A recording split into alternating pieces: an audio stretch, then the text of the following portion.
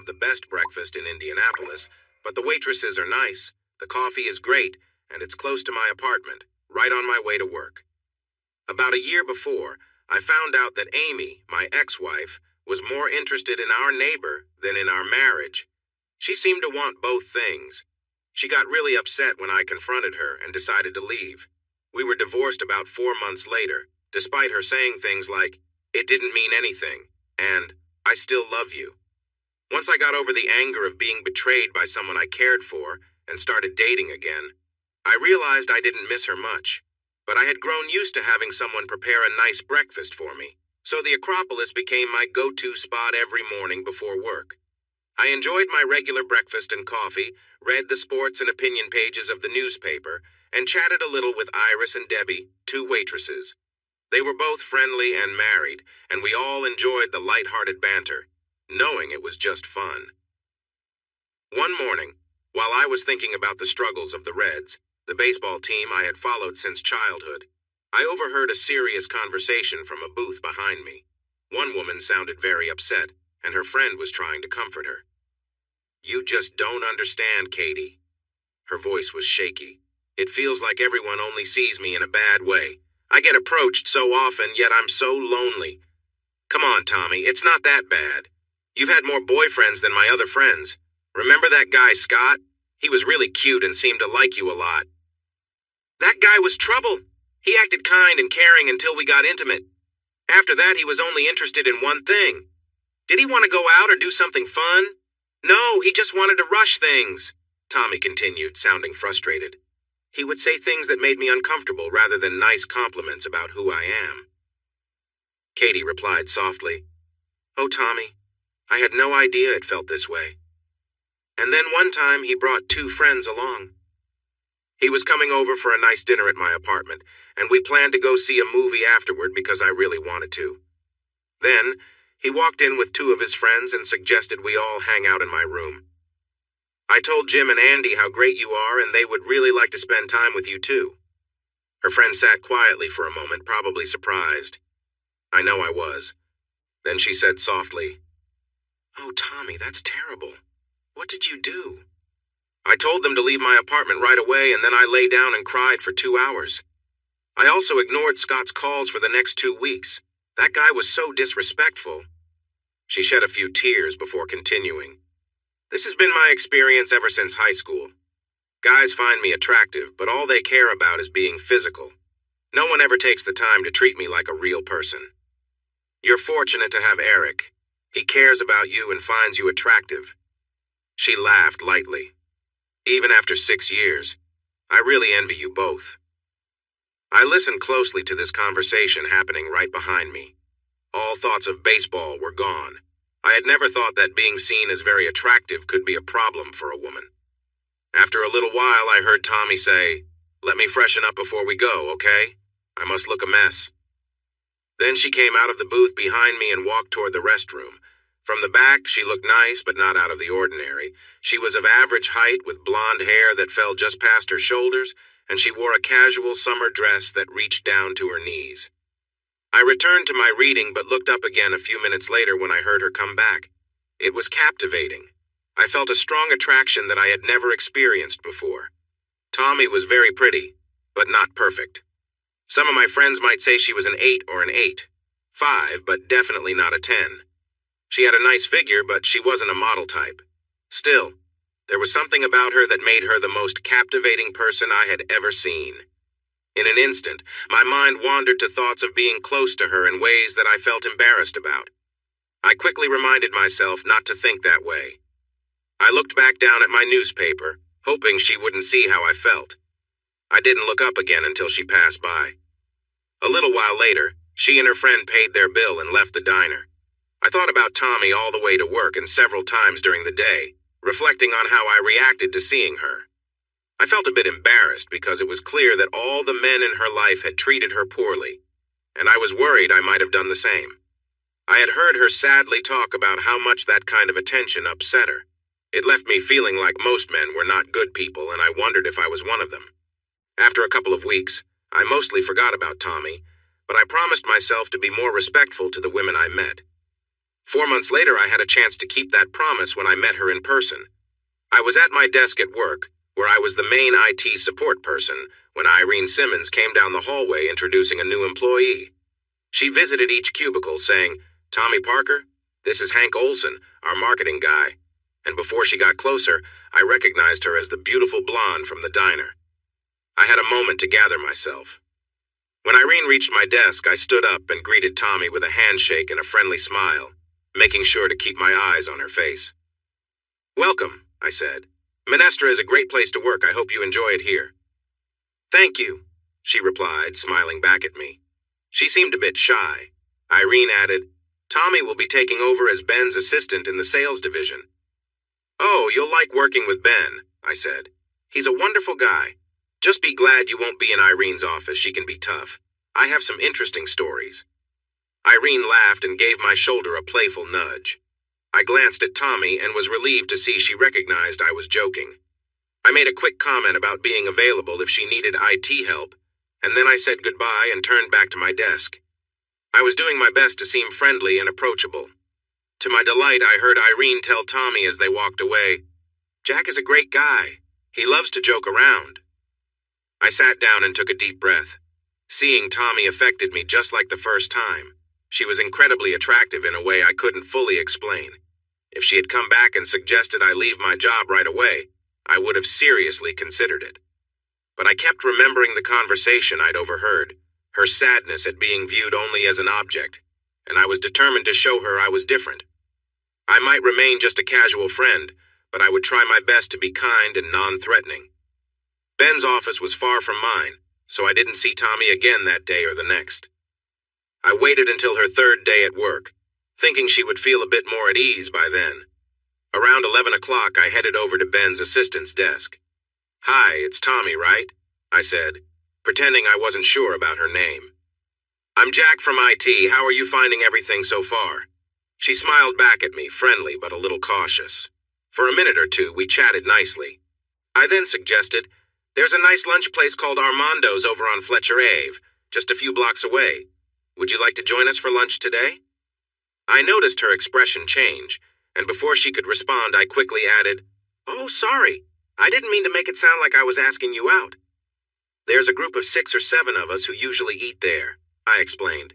"Hank Olson, whom you've met, and 2 women from marketing, along with Irene sometimes and a few others. We'd love for you to join us only if you're free, of course." She seemed to relax, and after thinking for a moment, she replied, "That sounds nice, actually. I don't know this part of downtown very well." "Great," I said. "We usually meet by the elevators around 12:15. See you then?" "Okay," she said, giving me a warm smile. I went back to my office feeling good about our conversation.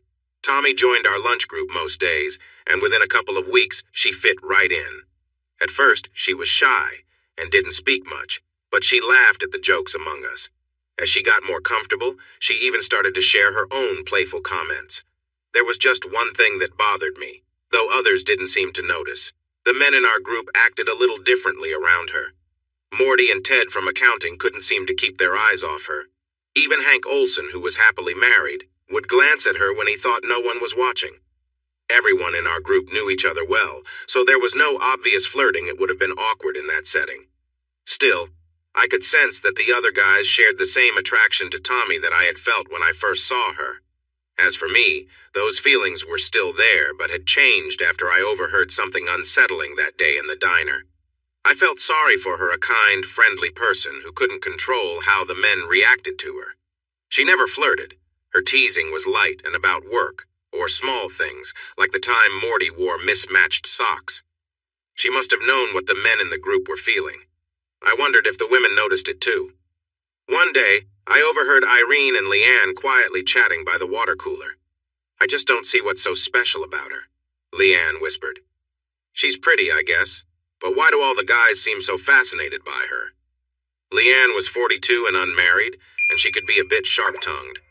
Irene replied gently, "I know what you mean, Leanne, but it's not Tommy's fault. She's friendly, but she dresses modestly, and I've never seen her flirt with anyone. Did you notice how she always sits facing the wall so she doesn't have to deal with the attention from the guys?" Leanne nodded reluctantly. and as I walked by, they shifted to a different topic. A few days later, I walked into the men's room to find Morty and Ted washing their hands. It was clear who they were discussing.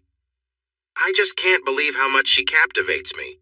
It feels like I've never seen a woman before," Ted exclaimed. "I know," Morty agreed. "It's almost embarrassing. Have you had any luck?" "Not a chance. She's always kind, but she's turned me down 4 times. No dinner, no movie, no walks after work, nothing. Maybe she likes women." They both laughed, and Morty added, "That would be a shame." "Hey, Jack," he said, turning to me. "What about you? Have you tried asking Tommy out?" "No," I replied casually. "I haven't asked her out yet. She is kind of pretty, I'll admit." "Pretty? She's amazing," Ted exclaimed. "She's the most attractive person I've ever seen. Honestly, I'd do anything for a chance." I laughed and said, "Thanks for that thought, Ted. Maybe you should just ask her out and see what happens." As I left the men's room, they were still discussing her. I wanted to be a nice guy, to show Tommy that a man could be friendly without trying too hard for her attention. But that didn't mean I didn't find her appealing. Over time, my feelings shifted a little. She was still attractive, but after a few weeks I got used to it, and my strong desire didn't overwhelm me as much. I began to think more about what a wonderful person Tommy was. She was thoughtful and kind, and I genuinely enjoyed spending time with her. I pondered whether I would feel the same way if she were less attractive. That question came to my mind often, but I never found an answer. I noticed how caring she was when Irene's mother passed away unexpectedly. She took time off her work to take Irene out for coffee, showing her support. Tommy was patient too, especially with Connie, who often dominated our group lunches with stories about her boyfriend. Connie was seeing a guy who didn't want to settle down, as people often say, and she talked about him a lot. More than once, Ted, Morty, or I almost told her to either break up with him or commit to him. But Tommy would listen and comfort Connie.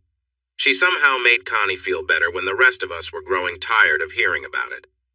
It was nearly 7 months after Connie started working at Minestra before I seriously considered asking Tommy out. I tried really hard to be respectful. I never stared at her during lunch like the other guys did, and I never made any comments that could be seen as flirtatious.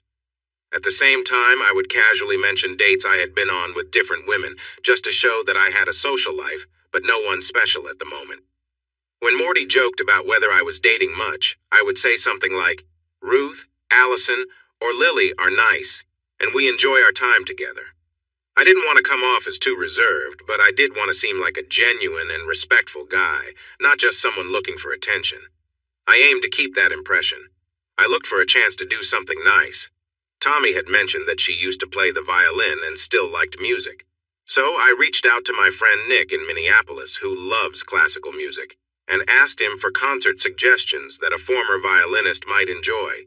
He recommended a concert with a Brahms symphony and the Tchaikovsky violin concerto. He said any violinist would love the concerto, and most classical music fans enjoyed Brahms. That sounded perfect, so I took his advice, got 2 good tickets, and went to talk to Tommy, telling her a little white lie. She greeted me with a friendly smile when I approached her desk and asked me to hold on while she finished her call. Then she said, "Hey Jack, what's up? Do you need to see Ben today?" "No, actually, Tommy, I was hoping you could help me with something." I kept it casual, avoiding any suggestive comments. "I have an aunt in Phoenix who is retired and spends her time online, keeping in touch with family and sending us helpful advice through email, like reminding us to bring an umbrella if it rains." Tommy laughed, and I continued, "For my birthday, wanting to give me an opportunity for some culture, she sent me 2 tickets to the Indianapolis Symphony. The concert is a week from Friday. It was the Brahms Second Symphony, a Mendelssohn piece, and the Tchaikovsky violin concerto. I know you really like classical music, and I was hoping you'd come to the concert with me and help me understand it better. I think I'd enjoy it much more that way." I noticed her eyes narrowing as she thought for a moment. Then she said, "I think I'd like that, Jack. A week from Friday?" She took a small planner out of her purse and checked her schedule. "That should work. Who's playing the concerto?" I took the tickets from my pocket. "A guy named Joshua Bell, he any good?" "Oh my God," she exclaimed. "He's amazing. I heard him play at Carnegie Hall in New York once, and well, he's really fantastic, she finished, looking a bit shy about her excitement. I had looked up Joshua Bell and found out he was not just a great violinist, but also quite charming. It seemed Tommy knew that, too. We talked for a few more moments, agreeing to meet at the Hilbert Circle Theater, and I returned to my desk. I hadn't asked her to dinner, and I was careful not to mention the word date, or imply it was anything more than just a concert. The concert was wonderful. I knew a bit more about classical music than I let on to Tommy, having grown up with a mother who played piano and took me to many concerts. Tommy was very excited about the performance, especially about Joshua Bell, who played beautifully. She shared a lot about the composers and the music before each piece. What made me happiest was that Tommy seemed relaxed around me. At work, she always wore nice, modest clothes, never anything too revealing. As for me, I kept a friendly attitude. I found her attractive, but I was sure I didn't let it show. After the concert, we had a quick cup of coffee at a cafe nearby, and I walked her to her apartment. I planned to keep things simple with just a handshake, so I was pleasantly surprised when she leaned over, kissed me on the cheek, and said, "Thanks, Jack, this was really fun." "I had a great time too, Tommy. Maybe we can do it again sometime. See you tomorrow." With a smile and a wave, I watched her enter her building, feeling happy as I walked home. Thinking it over, I waited 2 full weeks before I mentioned another concert. I wanted her to know I had no expectations, and that I could be patient. I never told anyone in our lunch group or anyone at Minestra that Tommy and I had gone to a concert. I thought she might mention it the next day, saying something like, "That was fun, Jack." But she acted like it never happened with our lunch group. After 2 weeks, I walked over to her desk and said, "Tommy, I really enjoyed the symphony concert. Would you like to go again?" She smiled and said she would, so I took out the symphony calendar I had printed and said, "Well, I have their schedule right here." Tommy laughed. I pulled up a chair and we checked the schedule, deciding on the following week when they were playing Prokofiev and a Beethoven symphony. Our second visit to the orchestra felt just like the first. Tommy talked about the composers and the music. We both enjoyed the concert, and we chatted easily. I learned more about her big sister Alice, who married a guy from Canada and lived in Toronto. I shared some funny stories about my job as a lifeguard at a YMCA while going through college and some of the wild things that happened there. During intermission, something interesting happened. I left Tommy for a few minutes to get us Cokes. When I had them, I looked back and saw a very good-looking guy talking with her. Since we weren't officially dating, I knew I had to act relaxed. As I made my way through the crowd, I saw him being very charming, but I couldn't tell how Tommy felt about him. When I finally got to them, I handed Tommy her drink and said to the guy, "Hi, I'm Jack."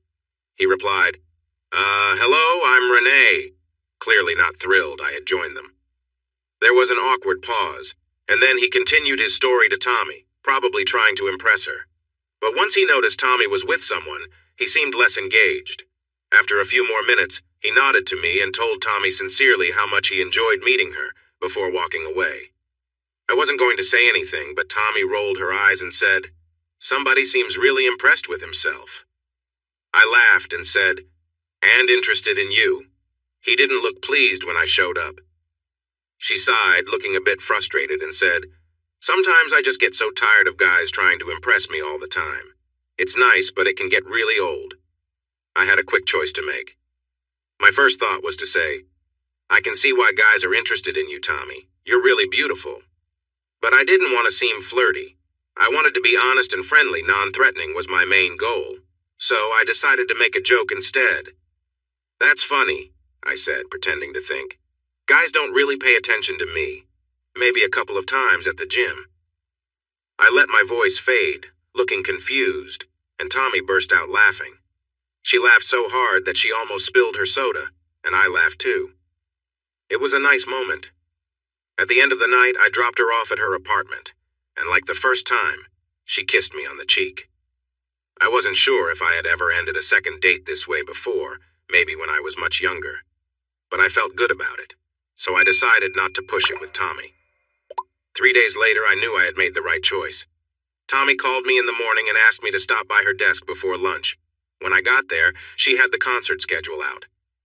"How would you feel about the Rite of Spring this time?" she asked right away. That's by Stravinsky, right? I replied. Nice memory, she said. And there's a Bartok piano piece that's a bit unusual but really exciting. We picked the date and I said, you'll get the tickets right after lunch. And listen, Jack? Tommy seemed a little unsure. You've been paying for all the tickets. Well, I laughed, my aunt covered the first set. Okay, but you bought the others. So I thought, how about I make dinner this time? Sure, I said. That sounds great. I eat anything. Steak, seafood, you name it. She laughed and playfully hit my arm. I was thinking of pork and beans from a can.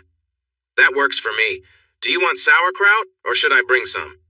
When I arrived at Tommy's apartment, I noticed she seemed a bit nervous, which made me feel good. If she saw me just as a friend and concert buddy, she wouldn't be nervous having me over.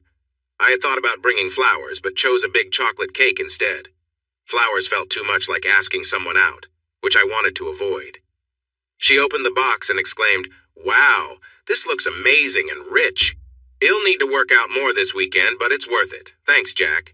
She had cooked us chicken cacciatore with pasta and made a lovely salad. It was delicious, and it was clear she had put a lot of thought into it. Another good sign. As soon as we sat down, I started asking her questions about Bartok and Stravinsky, which helped her relax. We chatted, ate, and laughed before we realized it. We were close to missing the concert. "Oh no," Tommy said, glancing at the clock. "We should hurry." "I'm sorry, Jack, we didn't even get to the cake." "How about if we come back and have dessert afterward?" That sounded great to me. "Sure, Tommy, just grab your coat." I cleaned up the dishes and left them by the sink in her kitchen, and we stepped outside. Stravinsky's Rite of Spring was not really my favorite. Picture 100 musicians on stage, all playing loudly and trying to outdo each other for over half an hour. I wouldn't mind if I didn't hear that again soon. But the Bartok piano concerto was enjoyable, and being with Tommy, my main reason for being there, was wonderful. She seemed more relaxed and happy with me than ever, laughing and joking, sometimes touching my arm. During intermission, when I went to get sodas, I noticed her. In just a short time, 3 guys approached her, but she sent them away. To my surprise, she came to join me in line, and we chatted about the music while we waited. On our walk back to her apartment after the concert, Tommy's cheerful mood shifted. She became quiet and a bit distant, and I suspected what was troubling her. When we were half a block away, I said, "Listen, Tommy, it's getting late. Should we skip dessert tonight and save it for another time?" She stopped and looked at me seriously. "No, Jack, it's..." Holding my hand, she said, "I'd like you to come up, but Jack, I'm not going to sleep with you." For a moment, I wanted to respond playfully, but I took a deep breath. Instead, I smiled and said, "That's fine, Tommy." After a moment, I added, "I would just be really disappointed to go home without a piece of that cake." That made her laugh, which eased the tension. Once we were inside, I headed straight for the sink to wash the dishes. Tommy looked surprised, but then smiled and said, "Well, you certainly are full of surprises." While I finished the dishes, she put away the leftovers, made coffee, and cut us some cake. We sat at the table eating it, talking about Bartok, Stravinsky, and some amusing stories about our coworkers. But then the conversation quieted, and Tommy looked unsure again. Not wanting to push her, I stood up and said, "Thank you again for dinner, Tommy. It was wonderful, and the whole evening was fun." I walked around the table and gently helped her to her feet. Looking into her eyes, I said, "I'd like to cook for you next time. Would that be okay?" I felt pleased when she took my hand and walked with me toward the door. "Yes, Jack, and you know I enjoy filet mignon and lobster too." The smile on her face made it clear that she would welcome a goodnight kiss, so I held her gently and gave her a sweet kiss. Nothing forceful, just warm and caring.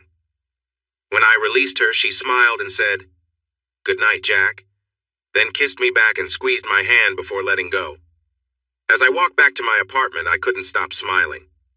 On one hand, this was the slowest courtship I could imagine, especially for 2 grown-ups.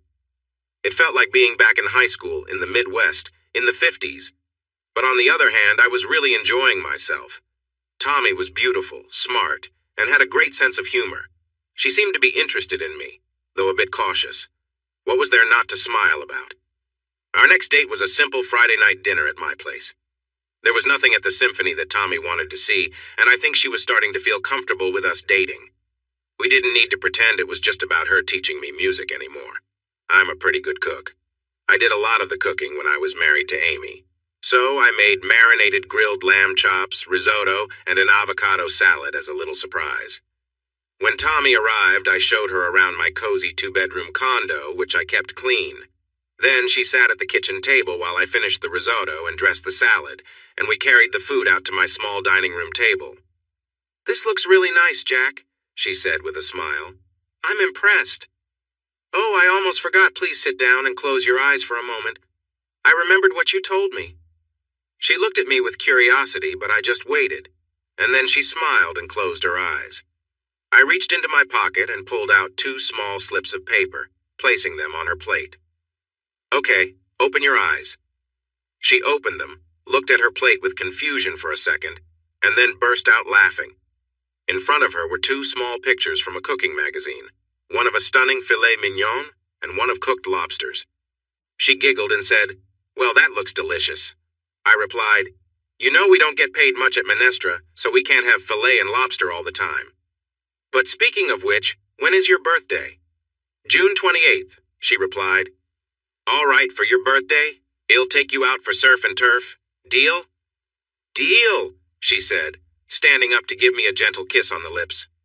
"I love your surprises, Jack," she said. Then we sat down to enjoy our dinner, talking, joking, and having a wonderful time together. I started to feel quite hopeful that something special might be happening with this fun and charming woman, and it filled me with joy. After we enjoyed dessert, which was a delicious apple pie Tommy brought, we found ourselves side by side, washing and drying the dishes. We gently bumped into each other every now and then. Tommy agreed to have another cup of coffee, so I poured us both a cup and took them into the living room. We sat close together on the sofa, talking, and when it got quiet, I noticed her looking at me with a small smile. I leaned in to give her a quick kiss, ready to pull back if she seemed hesitant. She wasn't hesitant at all, and we shared a sweet kiss while holding each other for about half an hour. Holding her made me want to be near her even more, and I was careful not to rush anything because I didn't want to scare her away. Finally, I thought it was the right moment, so I softly moved my hand down her arm, touching her gently. At first, she seemed to enjoy it and kissed me a bit more, but then after a moment she pulled back with a worried look on her face. I paused as tears began to fill her eyes. "Jack, I'm sorry, Shh, I said, bringing her back to me, resting her head on my shoulder. "It's okay. I love just being here with you." She relaxed a little bit, and I began to rub her head gently. I learned this from my dad when I was a kid. There's something wonderful about a gentle head rub.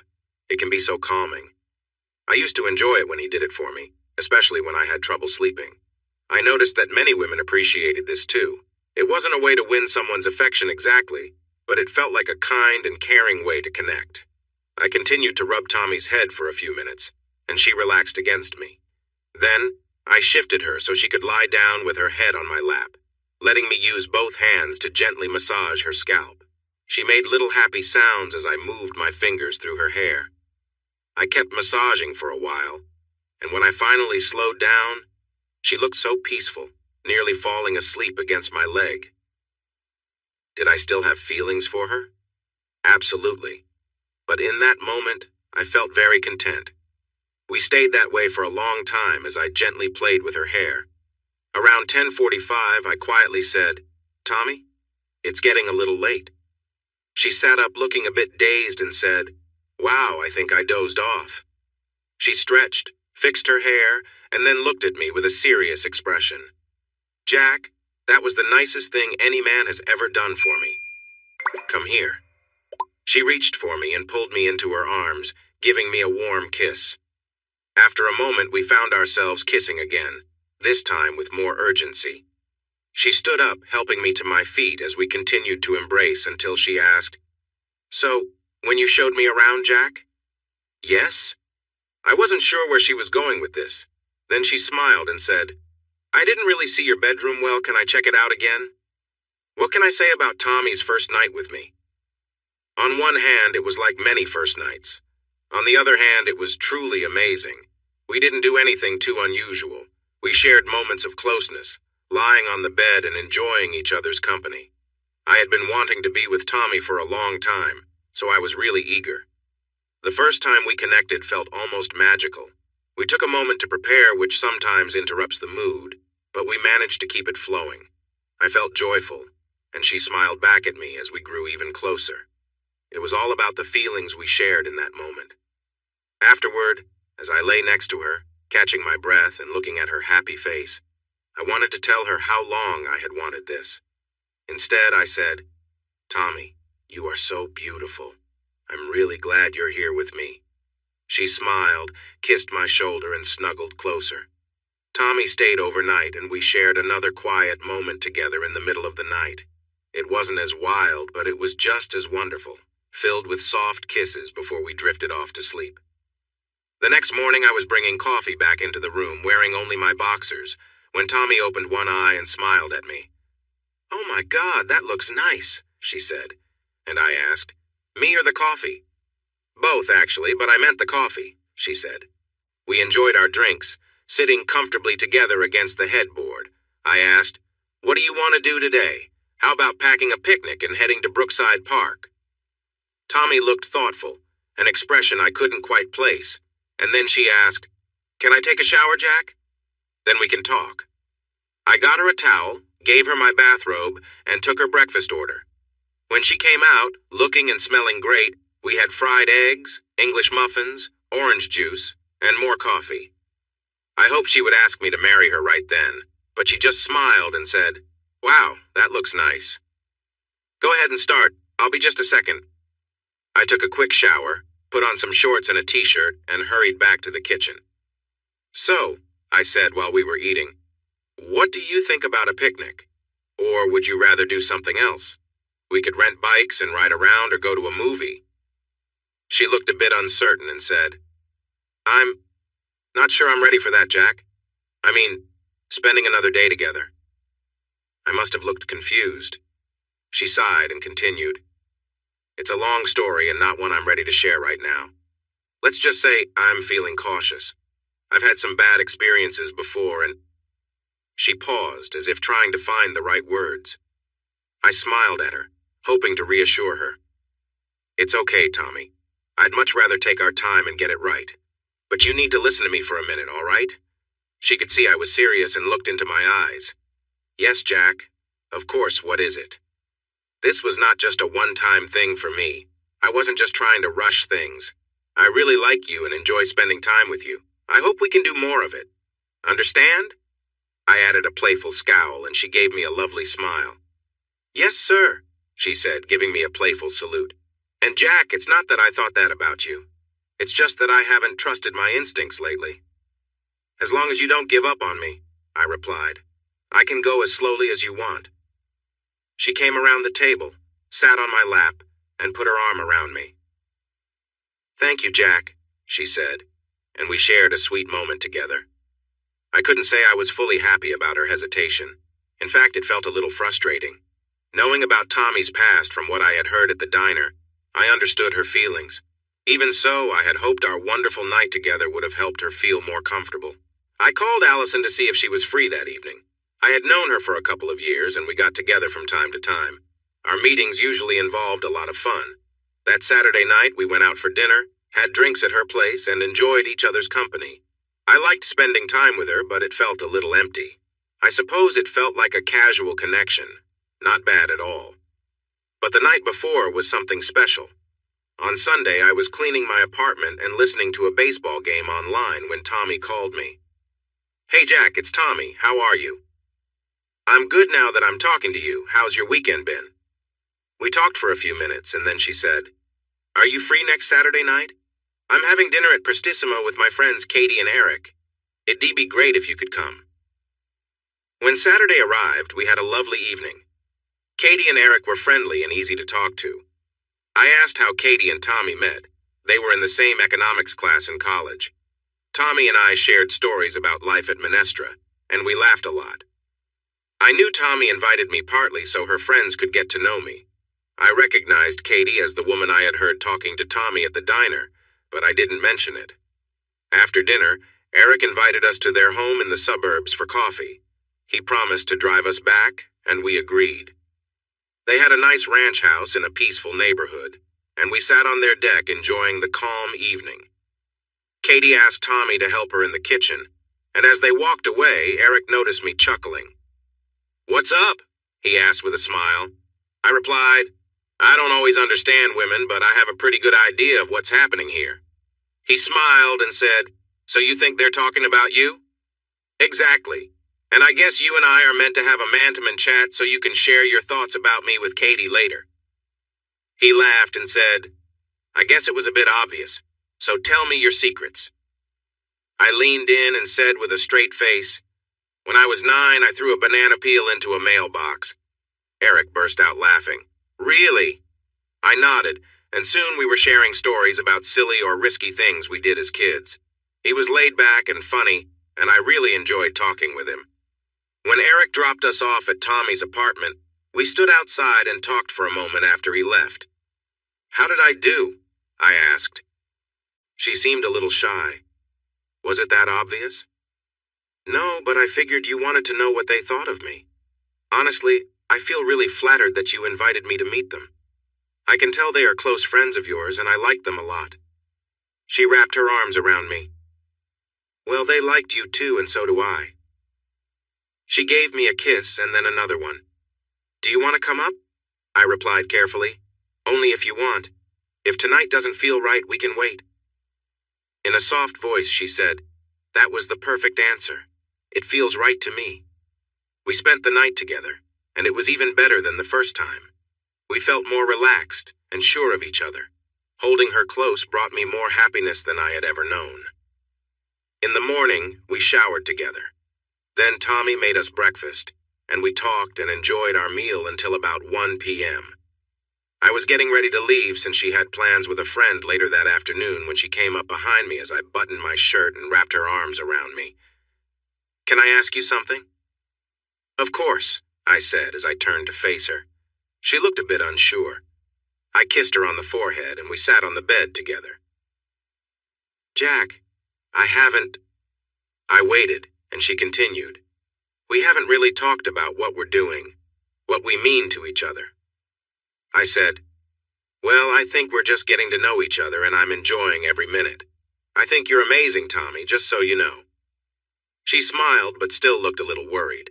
"So, are you comfortable with, "Oh, Jack, what I'm trying to say is, are we becoming a couple? Are we exclusive?" Before I could respond, she went on, "Because I really can't handle a casual relationship. Opening up to someone is not easy for me, and I took her hand. If you're asking what I want, I'd like us to be a couple, an exclusive." I chuckled and knelt down, saying, "How about we say we're going steady? Tommy, will you go steady with me?" "Don't tease, Jack." I apologize it was a playful moment, but I want to be someone special in your life for as long as you'll have me. There won't be anyone else for me.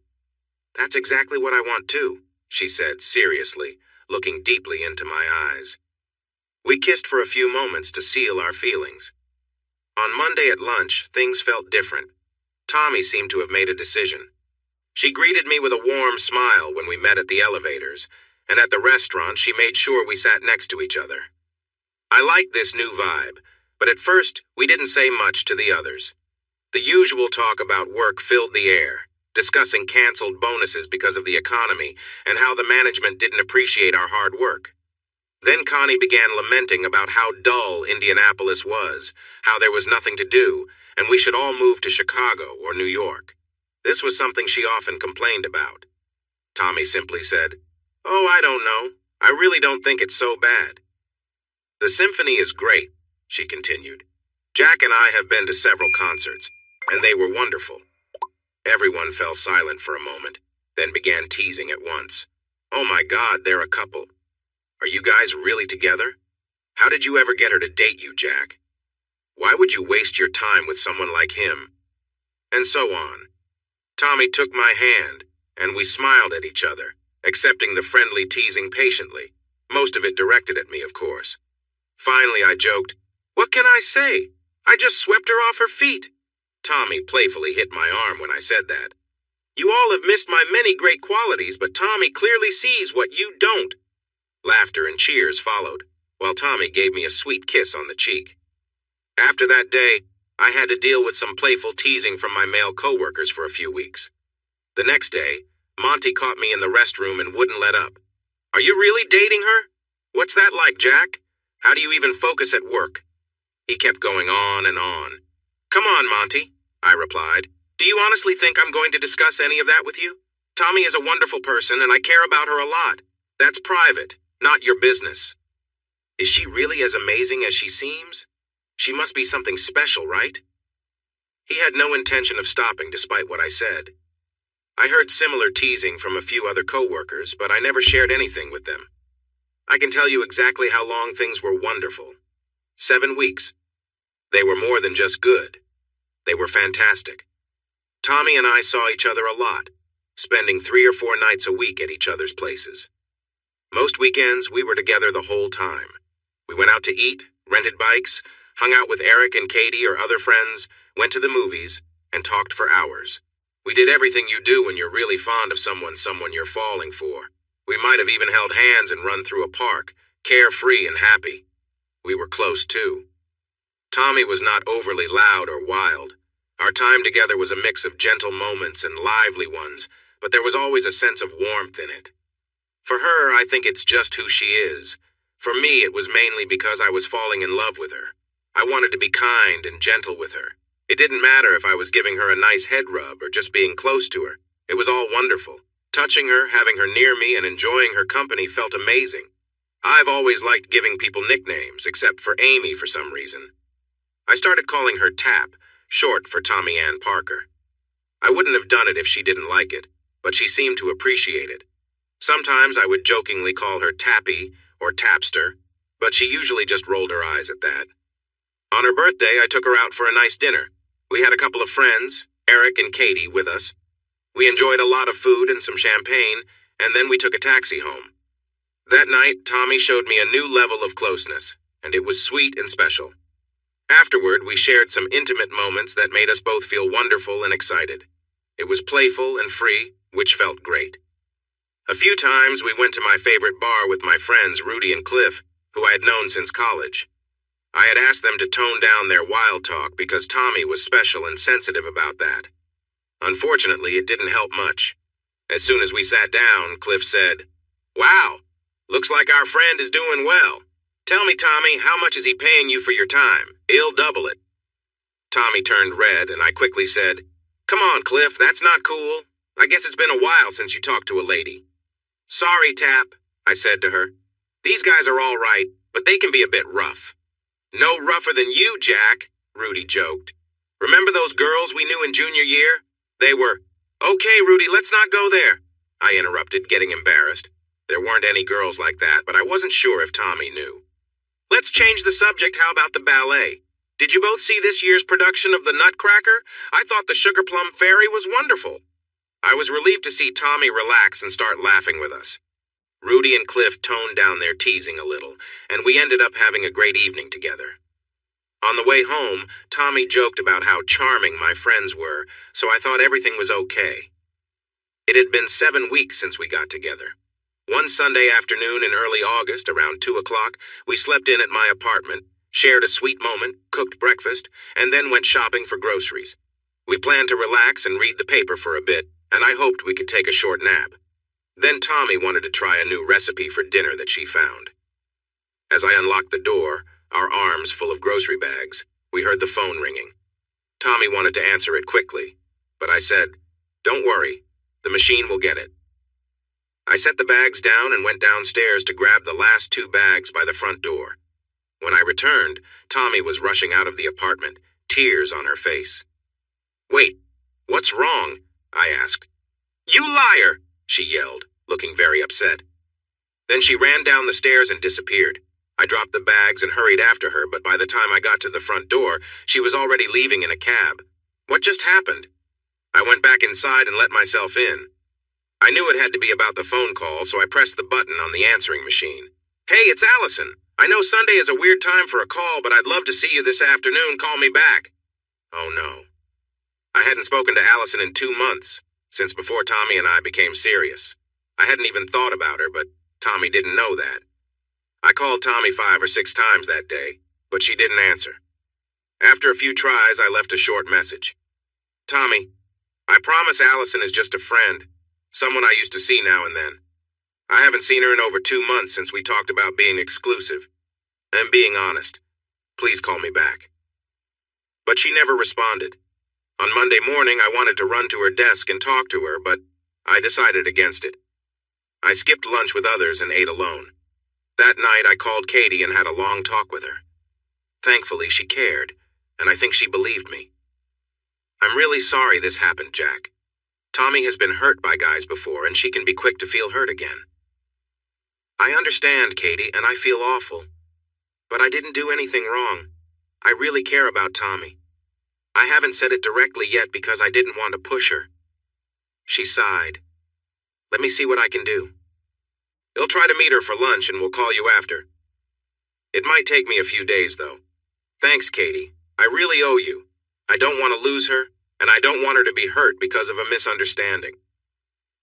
On Tuesday, I decided to try having lunch with my usual group, but Tommy wasn't there. She didn't show up on Wednesday either.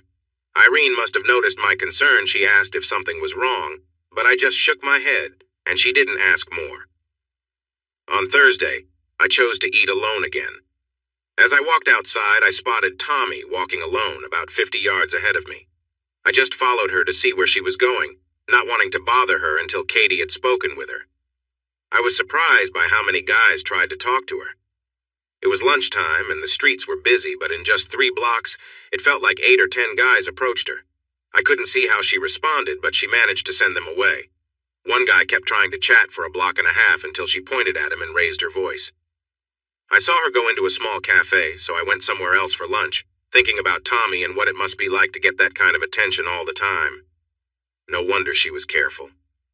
That night after dinner, Katie called me. She's feeling better, Jack. We had lunch downtown today. She has calmed down a lot, and I can tell she misses you, even if she wouldn't say it. She started off crying to me about how you were just like the others who had hurt her, and I let her go on for a bit. After we ate, I told her about our talk and tried to show her that it wasn't what she thought. What really helped is that she trusts my opinion and knows I like you. In short, you should call her. I think she's ready to hear your side in person. Thank you, Katie. I really don't know what I would have done without you. It sounds cheesy, but it's true. I've been trying to be patient, but I was worried she'd give up on me without even trying. We ended the call, and I instantly called Tommy. When she picked up, I said, "Hi, Tommy, please don't hang up. Could you let me explain that message before you decide to cut ties?" "Okay, Jack," she replied, sounding sad. "Katie made me realize I should at least talk to you. Why don't we grab lunch tomorrow?" "If you want, I could be there in 10 minutes, I said, but she only sighed and said, "No, I don't think so. I don't want you at my place right now. Let's meet for lunch at 12:15, okay? Could we do dinner instead? I don't want our conversation to be rushed with work coming up." There was a pause, and then she agreed, though reluctantly. "Thanks, Tommy, I really appreciate it.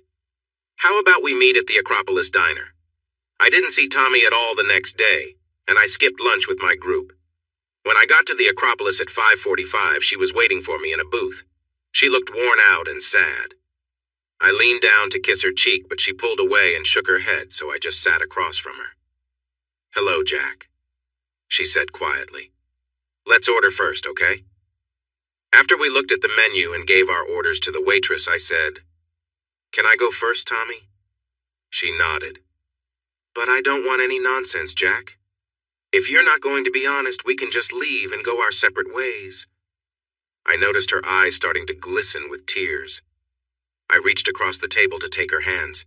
She tried to pull away, but I gently held on, and she relaxed. "Tommy, I love you. I haven't said it before because I didn't want to scare you, but I do. I want to explain Allison's message.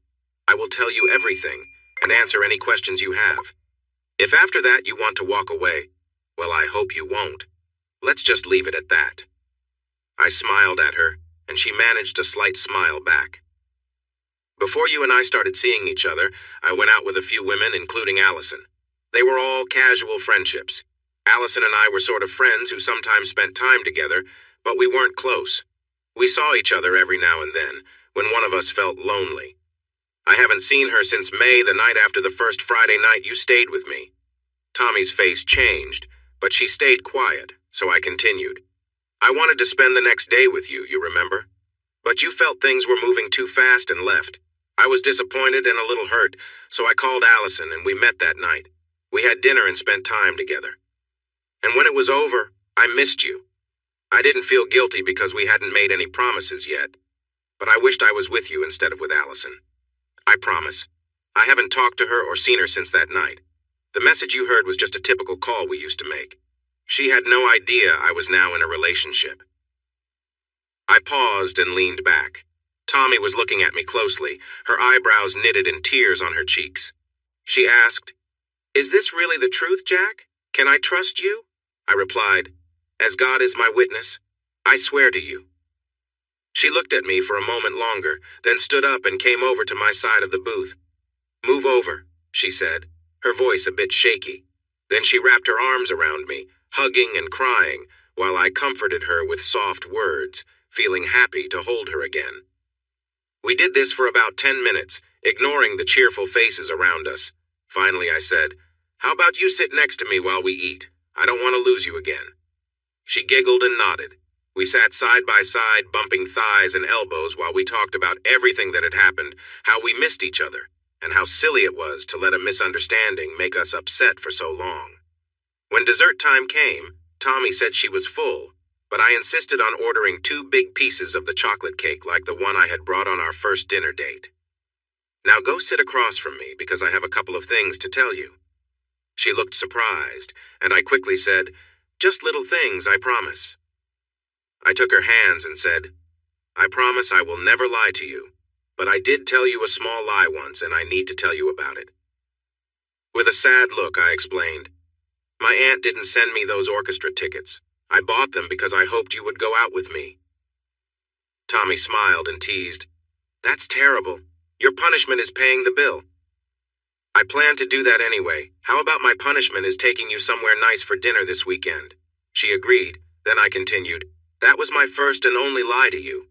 But there's more. When we met at Minestra, that wasn't the first time I saw you." "Really? I don't remember seeing you before." "It was here, at the Acropolis. That's why I wanted to come back here tonight." I shared my whole story, explaining how drawn to her I felt, and the conversation I'd overheard between her and Katie. "I heard you talk about how hard it was to be treated poorly and how badly the men around you had acted. When I saw you, I was amazed and a little ashamed. After that day, I promised myself I wouldn't be the kind of person who treated women badly. When we met at Minestra, I wanted to show you I was a good, honest guy, not someone only focused on getting close to you. I didn't know if we'd ever go out or even be friends, but at least I could act like a kind and respectful colleague." She smiled at me. "Is that why it took you so long to ask me out and why you made up that silly story about your aunt? Pretty ridiculous, right? But yes, exactly. I wanted you to see me as a friend first, to understand what I was really like. I hoped that going to a concert together would feel less like a date and more like just having fun with a friend." Tommy took one of my hands and kissed it. "Well, it seems to have worked. I didn't realize how charming you were until it was too late. Now I'm in love with you, so I guess I'm in this for the long haul." "Wait a minute. In love with me?" She nodded, trying to keep a serious face. I paused for a moment before saying, "I think we need to get the check and leave." We were lying in my bed, Tommy cuddled up against me, and I wondered if I could be any happier. We had rushed back from the concert and jumped into bed, excited to be together. Afterward, we rested, cuddled, and kissed, and shared gentle moments again, filled with whispers and soft promises. Tonight was special because it was the first time we had said, "I love you," and it felt important to both of us. "Hey," she said softly, "are you asleep?" "Not yet," I replied, pretending to snore. She poked me. "I'm serious, Jack. I need to talk to you, but we can wait until morning if you prefer." "No, I'm awake." I shifted, sitting up against the headboard with a pillow behind me. "This sounds important." "It is. Well, not bad important. but I need to share some things about my past. You might know a bit from what I spoke about with Katie, but I want to tell you everything so you'll understand why I reacted the way I did when I heard the message on your machine. I kissed her forehead. I will listen to whatever you want to share. You don't have to if you're not ready, but I'm here. Okay. Some of this you might have guessed. By the time I was 13, I was already getting a lot of attention from guys, way more than my 16-year-old sister Alice. I really didn't know how to handle it, and Alice wasn't helpful. She was more jealous than supportive. My parents didn't notice anything either. I felt like I was going through it all alone. Like many teenage girls, she just wanted to fit in and was flattered by the attention from boys. Unfortunately, that led to some tough experiences with people she thought were friends. But what happened later was perhaps even harder to share. In my senior year, I faced a really difficult situation with a friend's father. He was tall and good-looking, and we all thought he was charming. He was always nice to Rita's friends, and her house was our favorite place to hang out. We often had pizza parties and sometimes spent the night there. One night during a sleepover, he sat with us girls and had a drink. There were about 5 of us. Rita's mom was away visiting her grandmother. Eventually, we all fell asleep. In the middle of the night, Rita's dad woke me up and said he needed to talk. I was tired and a bit dizzy. He took me to his room, sat next to me on the bed, and said I was special. He told me I was not just pretty, but also smart and caring. He said I was the only person who understood him. He felt like his wife was too busy with her own work to pay attention to him anymore. Tommy looked at me. I know this sounds like a usual story, Jack, but I was just 18 then, and it was all new to me. He was a handsome older man that I liked. He started to kiss me, and I felt excited. We were close for a while, and I was really happy. We spent time together for hours. I thought it was special. In the morning, I quietly went back to the room where the other girls were sleeping. After that, we met whenever we could for about 4 months. I thought I was in love. He hinted that he might want to be with me, and I got carried away with that idea. I was naive. Thankfully, he had taken some steps regarding fatherhood, so I didn't think about that side of things. We kept everything a secret from his wife and from Rita. We would meet in motels or at his house when Rita and her mom were busy. He enjoyed being with someone who was still learning about relationships. We explored new things together, even though some didn't feel right for me. Then one day, I went over to do some studying with Rita after school, and when I rang the doorbell, her mom opened the door. She was furious and slapped me. She called me names and told me to leave and never come back. The next day at school, Rita wouldn't speak to me. Even worse, she told everyone that I had been with her dad. She was really hurt, but she took it out on me instead of him. I later found out her mom kicked him out, and they got divorced about a year later. This time, even my parents heard about it because Rita's mom called them and yelled. They were really upset with me. I tried to explain that Arthur had tricked me. My mom seemed to understand a little, but my dad was so mad that he didn't talk to me for a month. My last year of high school was a real struggle. The other kids made my life really hard, and some male teachers acted inappropriately toward me. I had to warn them I'd tell the principal if they didn't stop bothering me. Tommy spoke calmly and didn't show any emotion as she shared this tough story. I could tell she had already shed all her tears long ago. I hugged her and said, "I'm so sorry. That sounds really terrible." She smiled a little and said, "It wasn't great. You've heard most of it, but I can share the rest quickly." "There's more?" "Oh yeah, college." She paused for a moment before continuing. "You know I transferred, right? I spent a year and a half at Ball State and then finished at Indiana University?" I nodded. "Well, there was a reason. Some professors at Ball State acted inappropriately toward me. They tried to charm me, but after Arthur, I could see right through them. There was also an accounting professor who tried to bully me during my sophomore year. He gave me low grades on my first 3 assignments.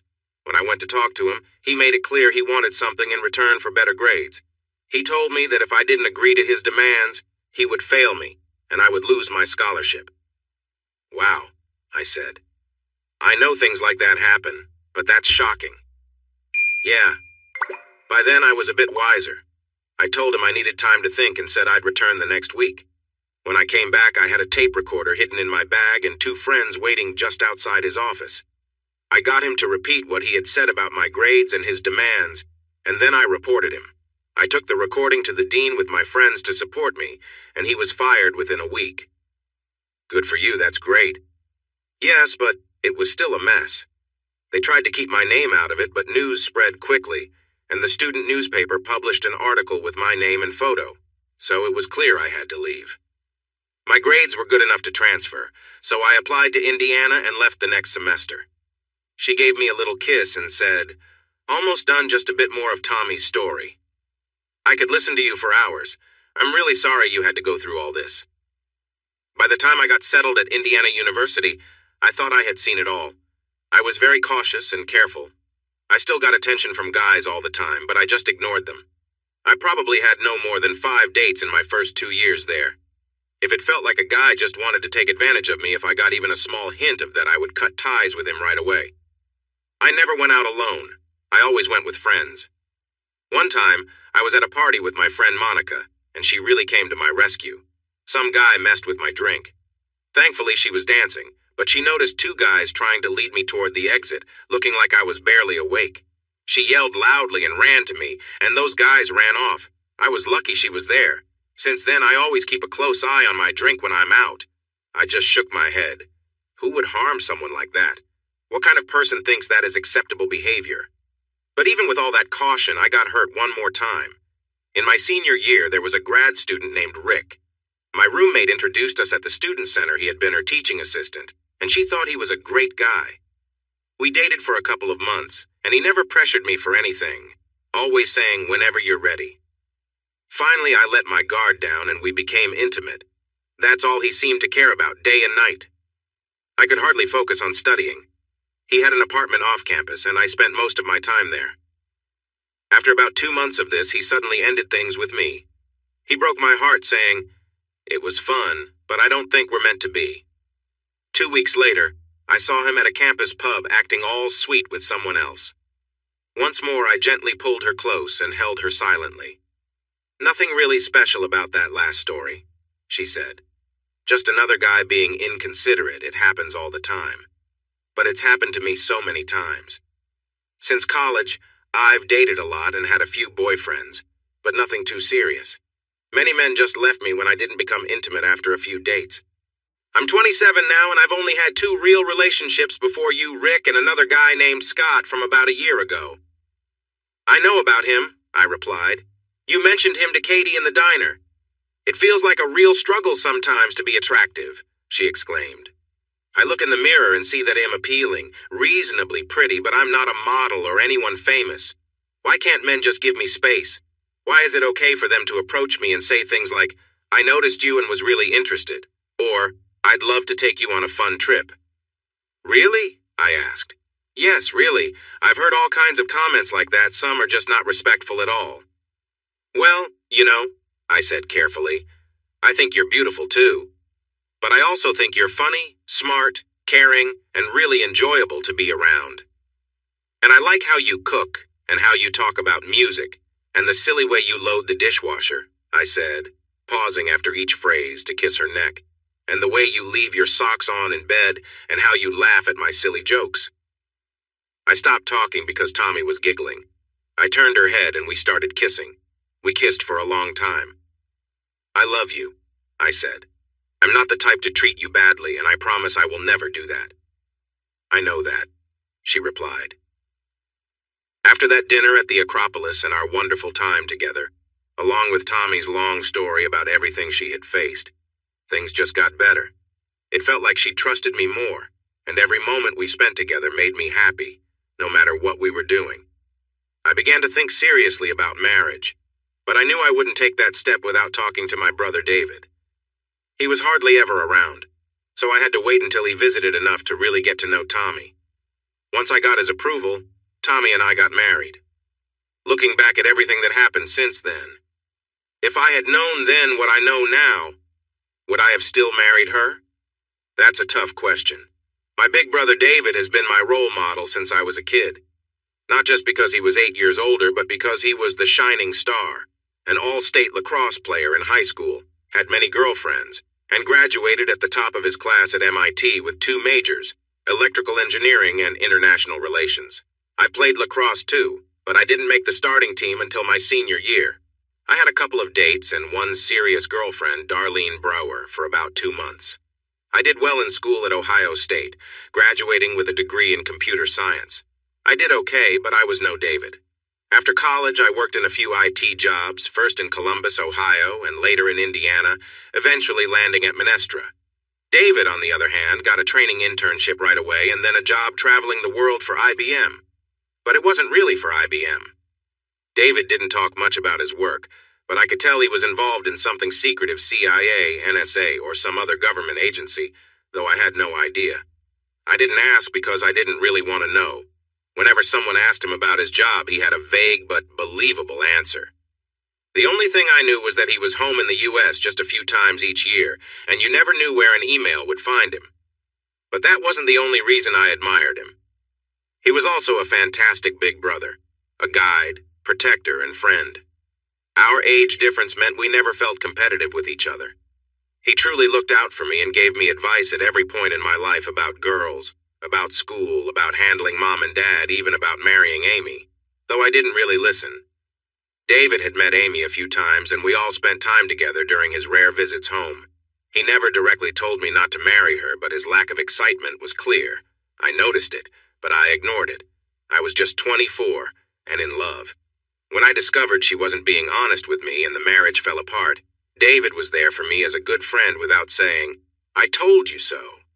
He came to visit several times, allowing me to cry and express my anger about what happened. He helped me get back on my feet, and then he went back overseas to do his work. Now, 5 years after my first marriage ended, I was in love again. I wanted to marry Tap, but I knew I needed David to meet her first. I completely trusted his opinion, so I emailed him in August, and he arranged a quick visit to Indianapolis in late September. Tommy, David, and I spent all day Saturday together, went out for dinner, and then met for brunch the next day before I took him to the airport. "Wow, little brother, she is quite a woman," was the first thing he said when we were alone in the car. "I know," I replied. "It's almost overwhelming how much I want her. I can't help but worry about how other guys feel, too." "But," he said, "she really cares about you. She's kind, thoughtful, and funny. She's great." "Do you really think so? I need your honest opinion, David. I know what you thought about Amy. You weren't too fond of her, and you were right." He sighed.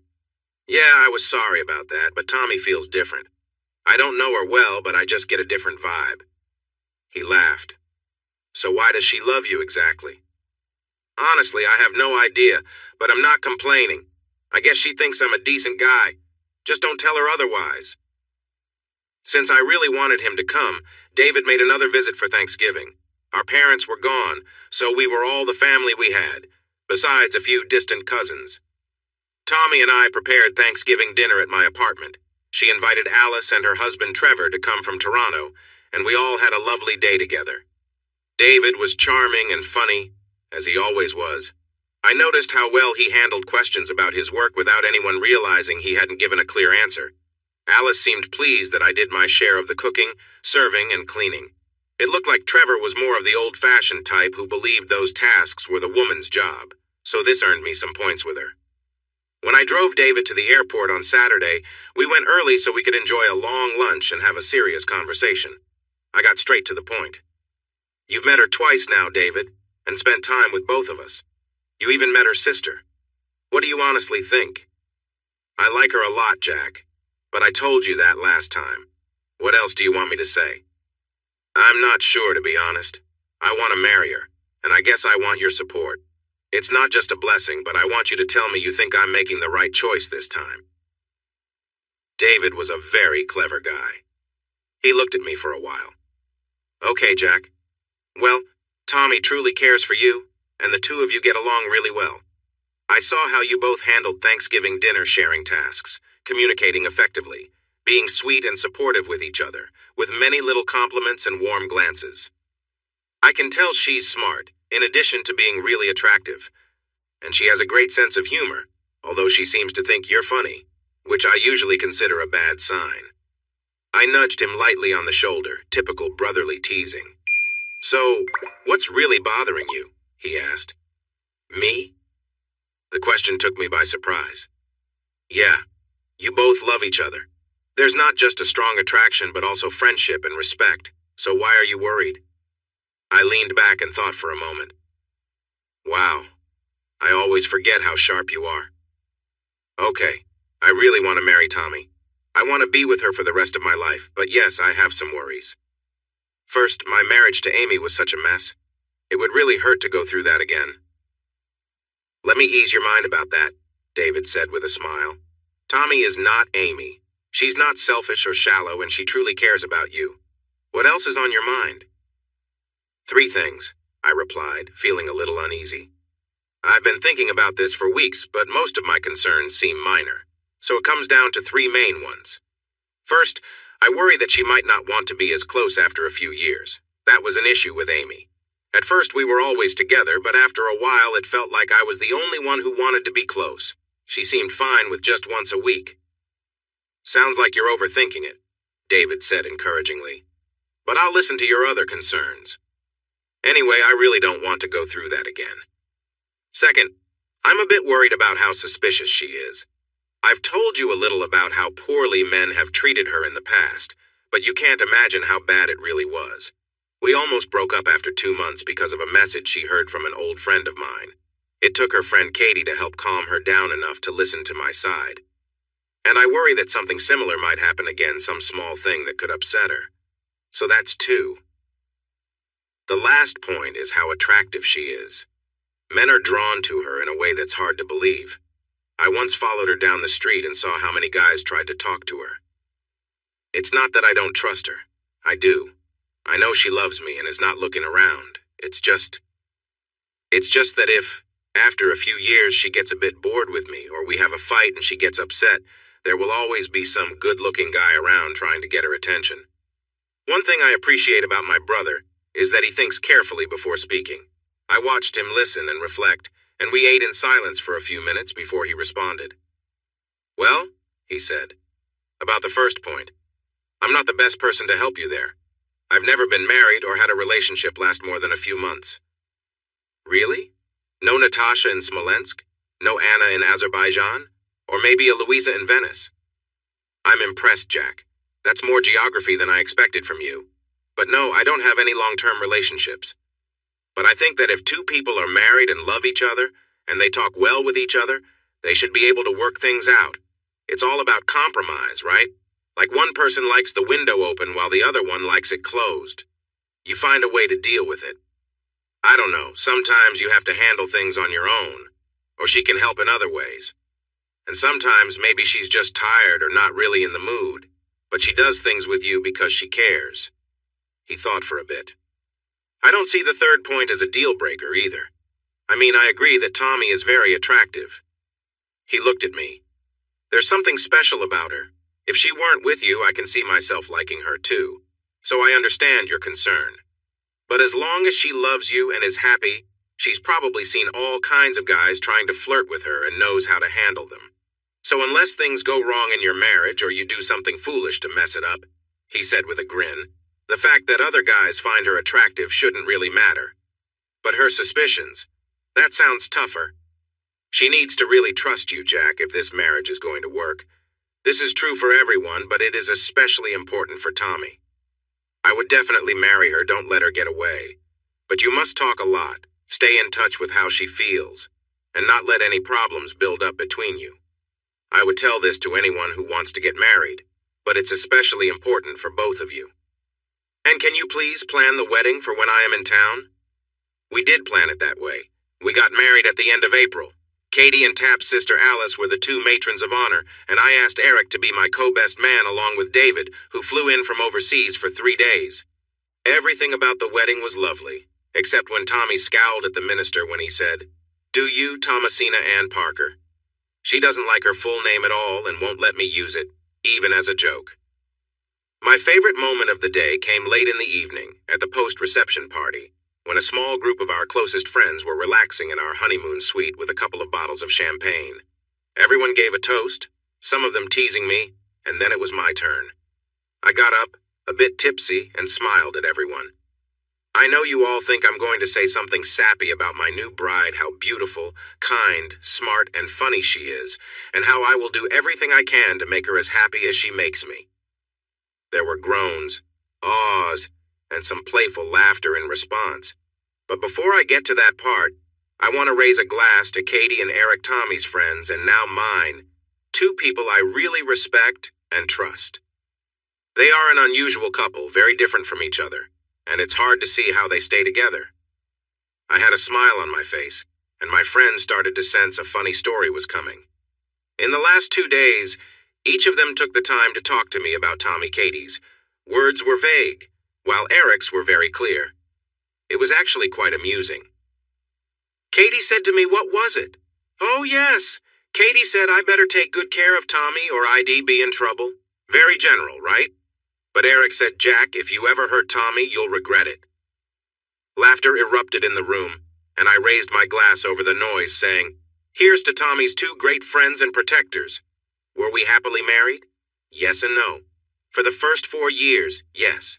I was happy almost beyond my wildest dreams, but I believe Tommy was happy too. But after that, over a year and a half or 2 years, it just seemed to fade away, gradually, and I couldn't make it stop. Our honeymoon in Cancun was wonderful. Coming home and starting our life together as husband and wife was great. Buying a house close to Katie and Eric and settling in together felt perfect. I don't know how to say it without using common phrases. Tommy made me feel whole. I woke up every day smiling, seeing her head on the pillow next to me. I knew we'd have breakfast together, drive to work together, and often share lunch. Then we would come home and enjoy our evenings together. She was funny, supportive, surprising, and gentle. She loved me, and always showed me how much. Our intimate moments were amazing. It wasn't that she was overly adventurous, nor was I, or that we had anything unusual. Our moments together were probably like those of many married couples, sometimes fun and lively, other times relaxed and close. But just seeing her in the kitchen cooking made me feel excited. Watching her smile when we toasted our drinks made me happy. Reading her light-hearted emails brought a smile to my face. I worried that we might not match well in our desires as I had before, but those worries were unfounded. I started things more often than Tommy, but there were many times she was eager, and she made that clear. Sometimes when I wanted to be close, she was tired or distracted, but she never said no without a gentle smile and a promise that she would be ready later. And she always kept her word. Even after months passed, there were weekends we spent hours in bed, enjoying each other's company, resting and starting over. I could never have enough of her, but I never felt unfulfilled. A couple of months after our second anniversary, Tommy turned 30, and she started thinking more about starting a family. I was nearly 34 and felt ready too, so we began the exciting process of trying to have a baby. At first, it was enjoyable, filled with planning and humor about timing and fun. But after a year without success, it began to feel more like a chore. Another 6 months passed without a pregnancy, and we decided to see a doctor. The news was hard to accept. While I was able to conceive, Tommy had a rare condition that meant she couldn't carry a baby. She had healthy eggs, but her body couldn't nurture them. Some problems like that might be solved with surgery, but 3 doctors confirmed it couldn't be fixed for her. I arranged for some days off from work, and we flew to the Outer Banks of North Carolina for a peaceful vacation. We rested a lot, especially Tommy, who was feeling very down, and we spent time on the beach talking. Sometimes, she would just sit and cry while I held her. When she seemed a bit better, I brought up the idea of adoption. "I don't know, Jack," she replied after thinking for a while. "I've thought about it too, but I'm not sure if that's what I want for us. I really wanted to have kids together." She started to cry again, and I held her closer. I felt disappointed too, but I wasn't as upset as she was. We talked some more that evening and decided to wait a few months before deciding about adoption, hoping our feelings might change over time. It wouldn't be accurate to say that everything changed after we learned we couldn't have children, but something was definitely different with Tommy. We slowly healed from the initial sadness and returned to our happy life together. Still, she seemed quieter and more reflective, sometimes feeling far away from me. We continued to share our thoughts, and I knew she wasn't hiding anything. It was just that sadness would wash over her like a wave, and I had to wait for it to pass. Sometimes it lasted a few hours. Other times it would stretch on for 3 to 4 days. One October evening, during our drive home from work, she said, "Jack, I've been thinking about finding a new job." "Oh?" "I like Minestra, and it's wonderful to see you during the day." She smiled and squeezed my hand. "But I'm feeling a bit bored, and with everything about having kids, I think a change would be good for me. Something new and challenging." So, Tommy spoke with Ben, her boss, who said he would miss her, but would give her a great recommendation. She started looking for new opportunities. She had 4 or 5 interviews for jobs as an executive secretary or personal assistant, and received 3 callbacks. In the end, she was considering a job with Damon Eberson, who ran a large furniture business in Indianapolis called Grand Valley Limited. He owned around 180 stores across the Midwest and had several factories around the country. As you might expect, interviewing for jobs can be tricky, especially for someone like Tommy. It was hard to tell if she was being hired for her skills or her appearance. More than that, she had to figure out if the hiring manager would be treating her professionally. Tommy had faced these situations more than anyone should have, and she shared some of her experiences with me. One manager, from a law firm, was overly eager during the interview. When Tommy firmly told him that she was happily married, he quickly ended the interview. "Unpleasant man," she simply called him. "So tell me about this Eberson," I asked. "Do you think he would be a good boss?" "I didn't meet him in the first round of interviews, which I thought was a good sign. A man named Don Harrington, one of his vice presidents, spoke with me, and I thought it went okay. In the second round, I had lunch with Damon. He's a sharp-dressed guy, maybe in his mid-40s, really fit and tan, like he plays tennis a lot. He's shorter than you and very direct. He told me right away to call him Damon and said he didn't like formalities. We discussed what he needed in a personal assistant, and there's nothing I can't handle or learn to do. They are offering me about 20% more than what I earn at Minestra." She smiled. "That's enough to freshen up your closet a bit, dear." This was a joke between us. I didn't enjoy shopping and usually wore the same outfits. Tommy loved to take me shopping for new clothes. "Did you accept the job?" "Not yet." She looked at me seriously. "There's something we need to discuss. Damon travels often and wants me to join him on some trips, mostly to take notes and help plan. It could mean being away for a few nights at a time, maybe every other month. I told him I couldn't agree without talking to you first." I felt a bit uneasy. Not about Tommy, but about this man I didn't know. I was aware of how some men might see her. "Can you tell me how the conversation went?" I was paying attention to him. He clearly thinks I'm attractive, but he was very professional, no staring, no flirting, no inappropriate comments. When he mentioned traveling, I said, "Damon, I just want to be clear, I'm a married woman, and I'm completely loyal to my husband." He seemed surprised for a moment. Then he smiled and shook his head, saying, "Oh, Tommy, it's nothing like that. These are work trips only. In fact, your husband can come along any time and stay in the hotel with you, as long as he covers his own costs. I won't need you in the evenings, so you two can enjoy a little vacation." That made me feel better. Wow, that sounds like a decent arrangement. I thought so too. She smiled at me. "I'm leaning toward taking the job, Jack, unless you think I shouldn't." We talked about it some more and agreed it seemed like a great chance. "Can I take you out for a nice dinner to celebrate? Maybe use a bit of that 20% raise?" She kissed me and said, "Absolutely. But first, we're stopping at Richard Avery's to buy you some new clothes." Tommy's first few months working for Damon went very well. He treated her with kindness. She liked her co-workers, and the work was interesting and challenging. I first met him at a fancy Christmas party at Grand Valley, and I was drawn to him. My mind calmed a bit when I saw his wife, Elena. She was younger than him by about 10 years and very attractive. She looked like she might be Mexican or from another Latin country, and she spoke with a lovely accent. From what I could see, they seemed very caring toward each other.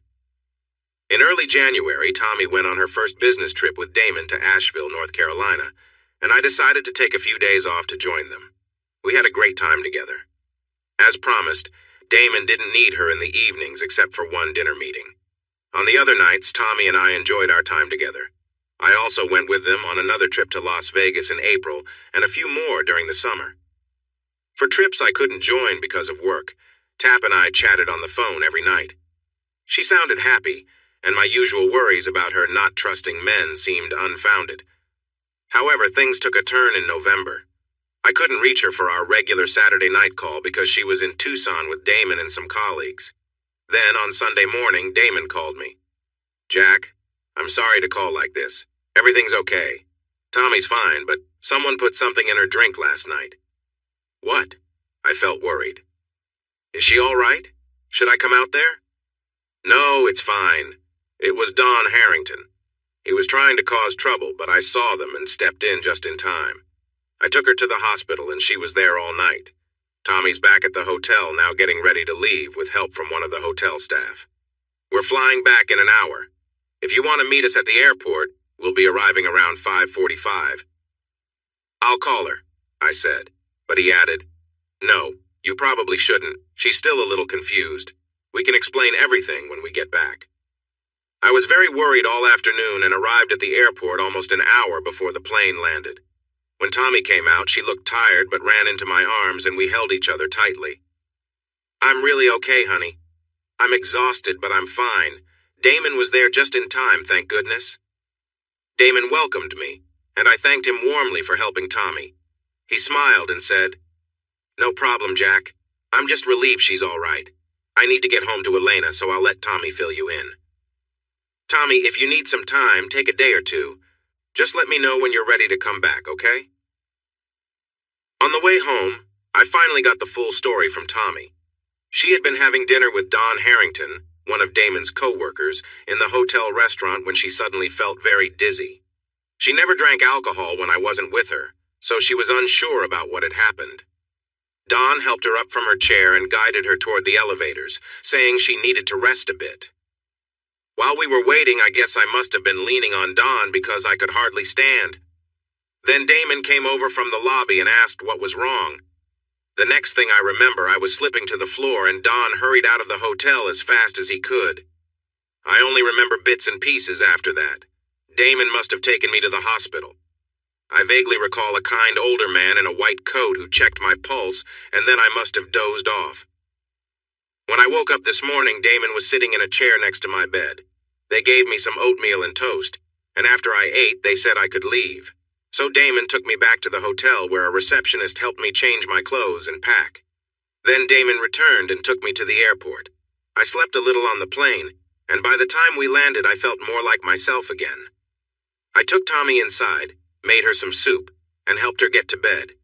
She slept for 13 hours, and the next morning, she was determined to go to work. No, I really feel fine, and there's no way I'm letting that guy Don Harrington cost me a day of work. Besides, I want to see if he has the nerve to show up, and what Damon will do if he does. She added, "It's strange. I know things like this happen. Remember, someone tried to do something similar to me back in college? But I never thought it would be Harrington. When I first interviewed with him, honestly, I wondered if he might be gay. He had never made any moves or even flirted with me before this." That evening, when I picked up Tap from her office, she was in high spirits.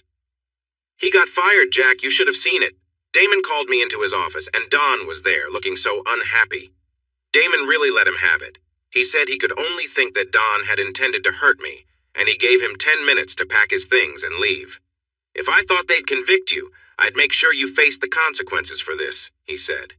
He also told Don he wouldn't be getting a good word from him or anyone else at Grand Valley. 'You better find yourself another place to stay, Don,' Damon warned him. 'I know a lot of people in Indianapolis, and no one connected to me will hire you.'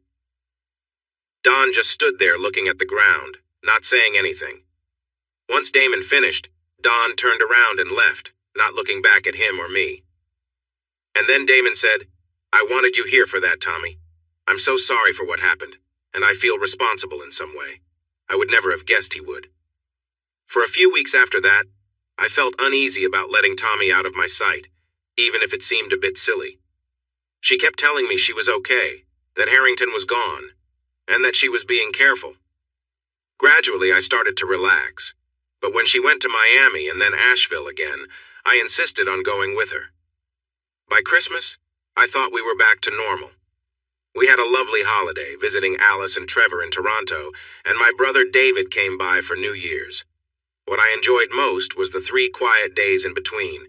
Just me and Tommy, snow on the ground, a warm fire each night, cuddling, talking, and being close. Life felt good. I thought I might bring up the idea of adopting children soon. We hadn't talked about it for a while, and it felt like the right time. I would be happy either way, but if Tommy wanted kids, I did too. I planned to have that conversation, but it never happened.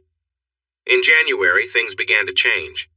Tommy became quieter, talked to me less, and spent more evenings by herself or on the phone. I asked her several times if something was wrong, either at work or between us, but she only said she was tired. A couple of times, she got annoyed and told me to stop bothering her. One evening in late February, I decided to visit Katie and Eric, who lived about 6 blocks away. Tommy was in New York with Damon, her first trip alone since that troubling incident with Harrington. "Hey, Jack, what's up?" Eric said when he opened the door. He seemed surprised but friendly enough. However, when Katie walked up behind him and saw me, her tone was cold. "What are you doing here?" I was taken aback. Actually, Katie, is something wrong between us?" There was silence. She turned and walked away into the back of the house. "Geez, Eric," I said, "what just happened? Did I do something wrong?" Eric looked a bit awkward as he guided me into his study to talk. "Here's the deal, Jack. I honestly don't know what's happening, but Katie is upset with you because Tommy is upset." "Why?" "I came here tonight because I wanted to figure this out. I didn't mean to intrude, but I need to understand." He looked closely at me for a moment, and then said, "Let me get Katie, and we'll talk." They returned together and sat side by side on the small couch, facing me. Katie's expression was serious but not angry. "Katie, can you help me? Tommy is upset with me and she won't say why. Now it seems like you're upset with me too." She glanced at Eric, who nodded and replied, "I don't really think he knows, babe." Leaning forward, she said, "Tommy is worried about your marriage, Jack. She thinks you might be unfaithful. Even if you haven't done anything yet, she feels like you might—" "What?" I stood up. "Why would she think that? I haven't done anything. I love her more than I did when we got married. What is going on?" 3 weeks ago in January, Tommy and I went to Cincinnati for Emily's bridal shower. We were away Saturday and Sunday. Remember? She spoke to me like I was a child. "Of course." "What did you do that Saturday night?" I thought back. "I was with my friend Rudy.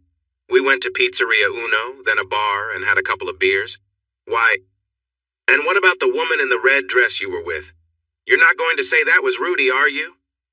"You don't wait. Is that what this is about? How did you know?" I felt a wave of anger and took a few deep breaths. "I was at the bar while Rudy was in the restroom. Suddenly, this woman in a red dress comes up and hugs me, acting like she knows me. I tried to push her away. At first, she didn't let go, but I pressed harder, and when I looked into her eyes, she said, 'Oh my God, you're not Brent,' and backed away, looking really embarrassed. So she thought I was her boyfriend. She apologized a lot, and we laughed for a moment before she left. I think she went to find him or something. I remember her saying, 'Good thing he's not here yet, he wouldn't have liked seeing me kiss you.' But what does this have to do with me and Tommy? It was nothing. I thought it was a funny story to tell her, but then I figured it would just upset her, so I decided not to mention it. I haven't thought about it since." Katie replied, "Somebody saw you and told Tommy, Jack. She didn't tell me who, just that you were with a woman at the bar. And she didn't bring it up to me? She believed that story without asking me? Wow, Katie." I looked at Eric. "You don't believe this, right?" "I would never do that." He shook his head, looking sad. "No, I don't believe it." I don't think Katie truly understands either, but she has spoken to Tommy a few times recently, and it seems Tommy is feeling really anxious. Katie nodded and said, "She doesn't know what to make of it, Jack. She thinks that if it was nothing serious, you would have told her about it, and it seems this isn't the first time something like this has happened." "What do you mean?" She raised her hands as if trying to calm me. "I'm just sharing what I heard from Tommy. She mentioned that you've been seen with attractive women having drinks or dinner before." I stood up and walked around, feeling confused. I thought we had an understanding. I never imagined she would get so upset and not talk to me about it. Well, it's not exactly a secret. She gives me these worried looks, but when I ask her what's wrong, she just shakes her head. That's why I wanted to come over tonight. I sat back down and looked at them. What should I do? We talked for another hour. Their advice was straightforward. Talk to Tommy, explain everything, reassure her, and don't give up. It's easy to say, but hard to do. When I got home, I wrote her a long email explaining everything that happened at the bar and asked her to call me that night. But she didn't. When we spoke the next evening, she seemed distant and uninterested in my explanations or questions. On Saturday, when I picked her up at the airport, it was the same. Damon was friendly, but Tommy looked tired and upset. After dinner, I insisted we talk, and I shared my side of the story once more. "Why didn't you tell me this right away, Jack?" she asked, sounding more like a lawyer than my wife. "It didn't seem important at the time. I never thought you would hear about it and get upset. Even if someone we know had been there, it would have been clear it was just an innocent mistake. I wasn't with that woman for more than 45 seconds. She sighed and looked away. "Okay, Jack, let's drop it." "No, not if you don't trust me." "I would never cheat on you, Tommy." I knelt in front of her and took her hands. "Never." She gave a faint smile and squeezed my hands, but looked weary and sad. "Okay, Jack, I believe you." She stood up. "I'm really tired from the trip. I think I'll go to bed now." Without looking back, she went to the bedroom. I stayed up for a long time that night, wondering how our situation had become so difficult so quickly. Things improved a little over the next few weeks. We weren't back to normal, but if Tommy was still worried, she kept it to herself better. She wasn't as relaxed or loving with me as before, but she was also less distant and suspicious. Somewhere in between, I guess. We were intimate when I asked, but her heart didn't seem to be in it most of the time. The situation changed from day to day. Some days I thought she had moved on and trusted me again. Other days she would come home from work feeling distant and cold. I never knew who I would see when she walked through the door. I was doing my best to communicate with her. I talked about everything, making sure she knew what I was up to while we were apart. I checked in often to avoid any misunderstandings. Then I had a trip to Chicago. Menestra sent me there to meet someone from a company interested in investing in us and expanding in the Great Lakes area. I had been in meetings like this before, but this one was with a charming woman named Karen who had long legs, blonde hair, and striking blue eyes. If I weren't happily married, I might have been curious about her. Instead, I simply thought, wow, she's attractive, and focused on the business at hand. We met one Wednesday afternoon at a conference room in a large office building downtown. The meeting lasted nearly 2 hours, and it felt unusual. Karen didn't seem to understand all the details of the transaction as well as I expected. I held back my questions, wondering if she was in a position she wasn't quite ready for. The meeting ended without any clear decisions, but that was okay. Deals like this usually take multiple meetings, and this was just the first. Karen asked where I was staying and suggested dinner at the hotel restaurant. She was friendly but kept things professional. After our meal, I was already looking forward to heading upstairs to call Tommy. Suddenly, I felt extremely tired, struggling to keep my eyes open. I noticed Karen looking at me, but everything was a blur. I wanted to say, "Karen, I don't know what's happening," but then I think I just closed my eyes. When I woke up, sunlight poured in through the windows. Tommy was behind me, close and cozy. I smiled, enjoying her warmth. As I turned to kiss her, I was shocked to see Karen there. Her expression was bright and cheerful. "Oh, good. You're finally awake," she said with a grin. Confused, I jumped out of bed, backing away from her. "What are you doing here? How did you get into my room?" "Don't you remember?" she asked playfully. "You brought me here after dinner." I looked around the room, bewildered, trying to make sense of the situation. Her clothes and mine were all over the floor and chairs. Confused, I touched my body and noticed it felt dry, definitely not how I'd expect it to feel after a night together. "You need to go," I said. "Get dressed." "But Jack, we can—" I ignored her and picked up the phone on the desk. "This is Jack Hitchcock in room 721. I need a doctor here right away. Please bring a blood test kit. It's important." Turning to Karen, I said, "I mean it. You need to leave. I'm sure nothing happened between us last night, and I'm not interested in anything now." Ignoring her protests, I gathered her clothes and guided her into the bathroom to get dressed. Then I found my boxers and shirt and put them on. A minute later, Karen came out wearing her clothes and said, "Honestly, Jack, I don't know what you—" "Just stop, Karen, or whoever you are." I took her purse, handed it to her, walked her to the door, and gently pushed her out into the hallway, closing the door behind her. It didn't cross my mind that I should have checked her ID. 20 long minutes later, I heard a knock at the door. I opened it to find a doctor with gray hair holding a medical bag. "I'm Dr. Rogers. What's the emergency?" "I had dinner in the restaurant last night and I felt strange. I woke up in bed this morning and I believe I was drugged. I need a blood test." He tried to talk me out of it, but I was firm. And finally, Dr. Rogers took my blood and examined me for about 20 minutes. Afterward, he said, "Well, it's possible. Your story is unusual, but some of your vital signs are concerning. I wouldn't drive for a few hours. Have your doctor check you out in a couple of days. Give me your address, and I will arrange for the lab results to be sent to you in a few days." On the flight home, I thought deeply. As strange as it sounded, it was clear someone had set me up. It seemed to be an attempt to make Tommy think I was unfaithful. The incident at the bar likely led to this. My first guess would be Damon, but he had saved her when Don Harrington tried to harm her. Once back in Indianapolis, I called in and took the rest of the day off. Then I called Tommy and asked her to come home early. Her first question was, "Where were you last night? Why didn't you call me? Please, something strange happened. Can you come home now?" When Tommy arrived, I asked her to sit down and told her everything. She listened with disbelief and a hint of suspicion. "You're telling me that a client gave you something to drink, and when you woke up the next morning you found yourself in bed with her without your clothes on, but nothing happened." I spoke clearly and firmly, looking right into her eyes. "Tommy, I love you, more than anyone else. I have never cheated on you or been with another woman since we got married, and I never would. It might sound unbelievable, but I promise it's true. Please trust me. I'm not like those guys from your past." I paused, and we stared at each other for a long moment.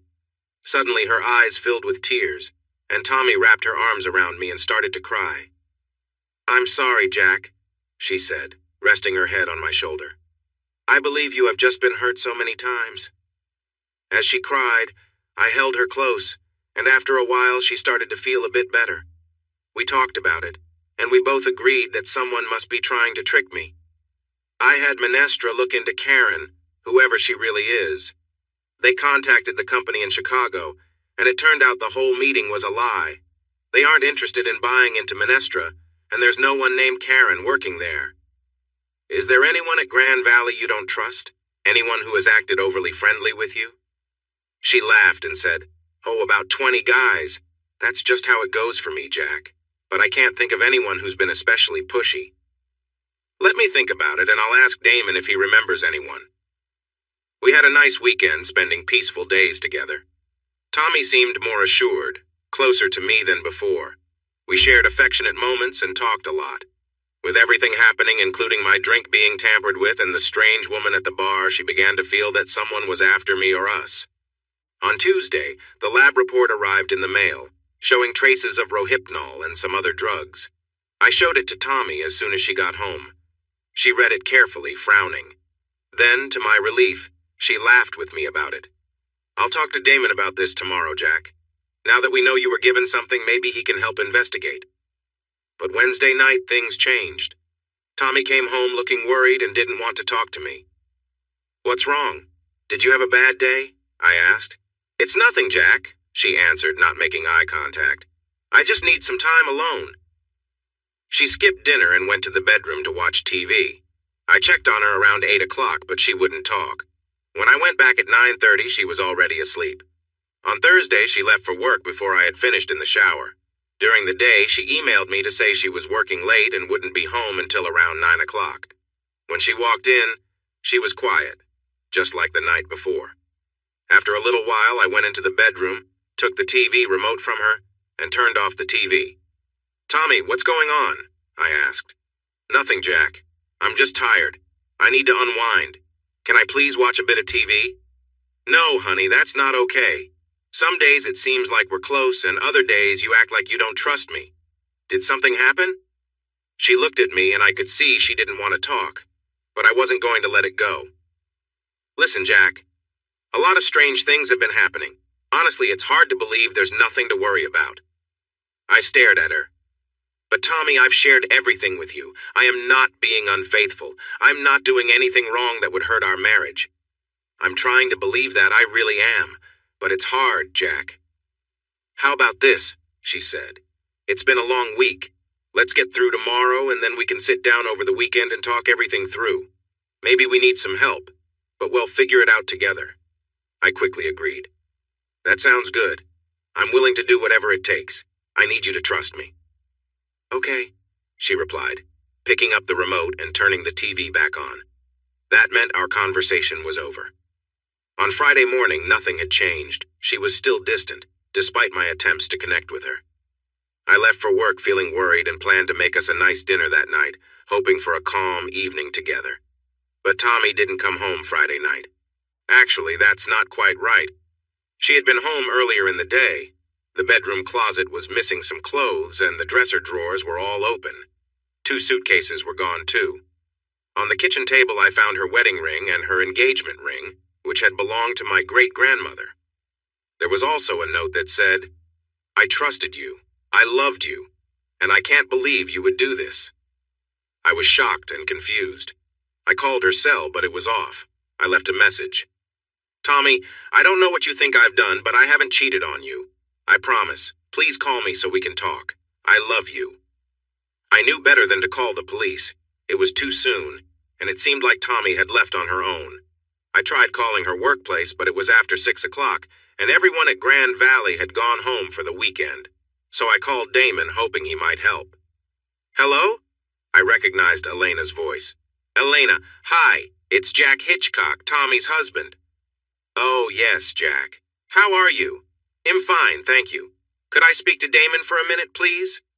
Oh, I'm sorry, Jack. Damon is away on a trip. He left this afternoon and called to say he would be away for probably a couple of weeks. A couple of weeks? I stared at the phone, worried. Did he say where he was going? And is Tommy with him? I think he went to the West Coast, maybe Los Angeles at first. After that, I'm not sure where he's going. He didn't say anything about Tommy, but doesn't she usually travel with him? Yes, she does most of the time. Could you please ask Damon to call me as soon as you hear from him? Of course, Jack. I can give you his cell number too, if you want. I took down the number, thanked her, and tried calling Damon's cell. No answer. I left him a short message asking him to call me back. Then I called Katie and Eric. They hadn't seen Tommy in over a week and had no idea where she was. Katie could hear my worry in my voice. She asked what was wrong, and I explained the missing clothes, the rings, and the note. Jack, well, be right there, she said, then hung up. When they arrived, we sat in my living room and talked for an hour, but we didn't make much progress. What's strange, I said, is how her feelings kept changing. We would have good conversations, I would reassure her, and she'd seem better. But then a day or two later, she'd come home from work feeling upset and wouldn't talk to me at all.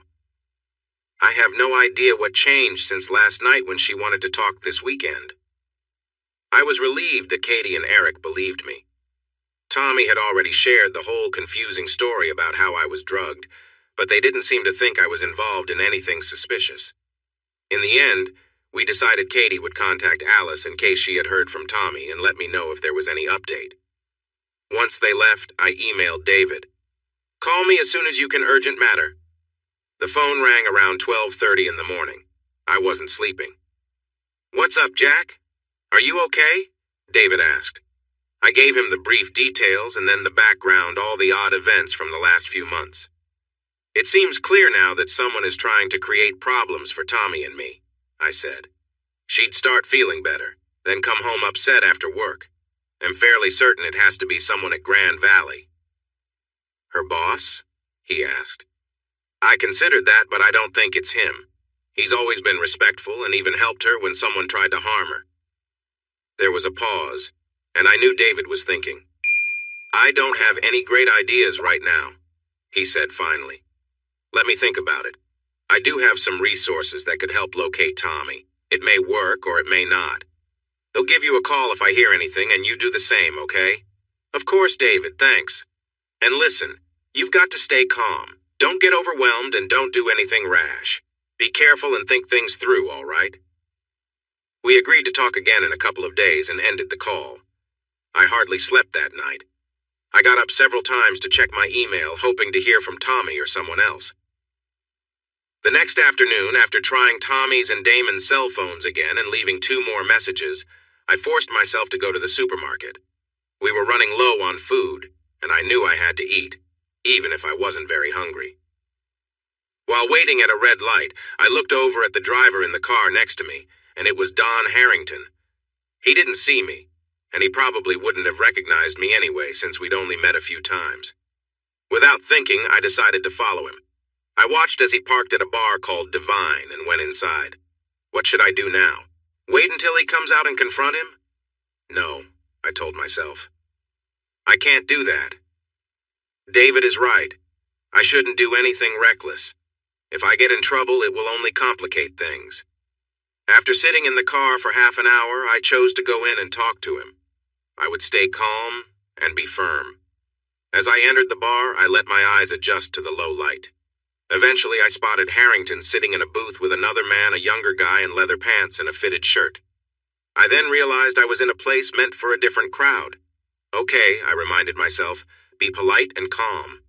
I approached Harrington's booth and softly said, "Excuse me, you're Don Harrington, aren't you?" "Yes," he replied, looking up without recognizing me. I said, "I'm Jack Hitchcock Tommy's husband." He looked surprised and pulled back slightly, even though he was bigger than I was. His companion noticed and asked him, "What's wrong? Do you want me to get someone to help you with this guy?" I quickly said, "I just want to talk. I'm not here for trouble. Can we have a couple of minutes?" Harrington nodded, looking uncomfortable, and I sat down at the booth. "I know why you're here," he said right away, "and I truly apologize. It wasn't me. It was all a setup by Eberson. I'm not even," he indicated his friend and said, "I'm gay, and my partner is Adrian." I nodded. "Okay, can you tell me more about it?" Eberson took advantage of his staff at Grand Valley. Most were easily influenced, but I could tell from the start that Tommy was different. Eberson was fixated on her. I think he had seen her before, maybe at her last job, and he was determined to win her over. He pushed me to slip something into her drink to make her sleepy. That way, he could step in and make her think he was her savior. I didn't want to do it, but he didn't give me much choice. "But didn't that cost you your job? Your whole career at Grand Valley? Why would you agree to that?" He sighed. "I had a job offer in New York that Damon suggested I take. It was a great chance for my career. I was about to tell my team that I was leaving. Then he came up with this terrible idea. He said if I didn't do it, he would call the people in New York and say horrible things to ruin my chance. I knew Damon was capable of that, so I went along with him. He said he would humiliate me in front of everyone but promised me a $50,000 bonus. Since I was moving to New York anyway, I thought it wouldn't matter. I'm only here this weekend to see Adrian. He can't join me in New York for a few weeks because he is busy with a project." Throughout this, Adrian held Don's hand across the table, nodding sympathetically like he was the one who was suffering. You, I leaned back. "You realize you played a huge role in ruining my marriage. Tommy's gone, and I assume she's with Damon." I'm really sorry. It was a wrong thing to do. I was scared I would lose my job in New York." "And you couldn't have told her? Or me? Just reached out quietly and explained what was really going on?" He looked down at the table. "I know. You're right. I'm really sorry." There was nothing more to say. I stared at him for a moment, then got up and left. I rushed home and emailed David. It was her boss, Damon Eberson, who did all this so he could be with Tommy. The act of drugging by her coworker was a setup, made so Damon could step in and gain her trust. She's probably with him now. His wife doesn't know where he is. She told me he would be away for a couple of weeks heading west. She thought... He replied 2 hours later. "I'm on it. This new information helps. Stay calm and don't worry. I'll let you know if I find anything. Staying calm was harder than it sounded. I spoke to Katie and Eric daily, but they hadn't heard from Tommy, and Alice had no updates either. I had dinner with them on Sunday and Monday. Anything was better than being alone at home, filled with worry and anger. I kept trying to call Damon and Tommy, but they never answered. I also sent emails to Tommy. I had many thoughts about what I wanted to say to Damon. Most of them were filled with frustration. But I also cried when I thought of Tommy and what she might be going through, and how she would feel when she discovered it was all a trick. When I woke up on Tuesday morning, I found an email from my brother that he sent late at night. She's okay. She's in Fiji with Damon. I don't know much more. I'm trying to bring her back home. I'll keep you updated.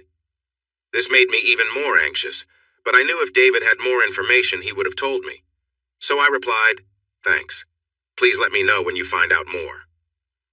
On Wednesday afternoon, I got another email from David while at work. I was just going through the motions, trying to keep busy instead of sitting at home worrying. I hadn't told anyone about my situation except Katie and Eric.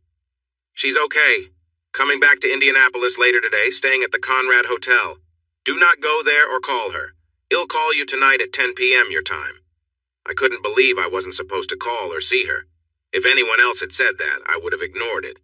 But I trusted David, so I worried, chewed on a pencil, tried to work, and went home to make dinner. At 10 p.m. the phone rang.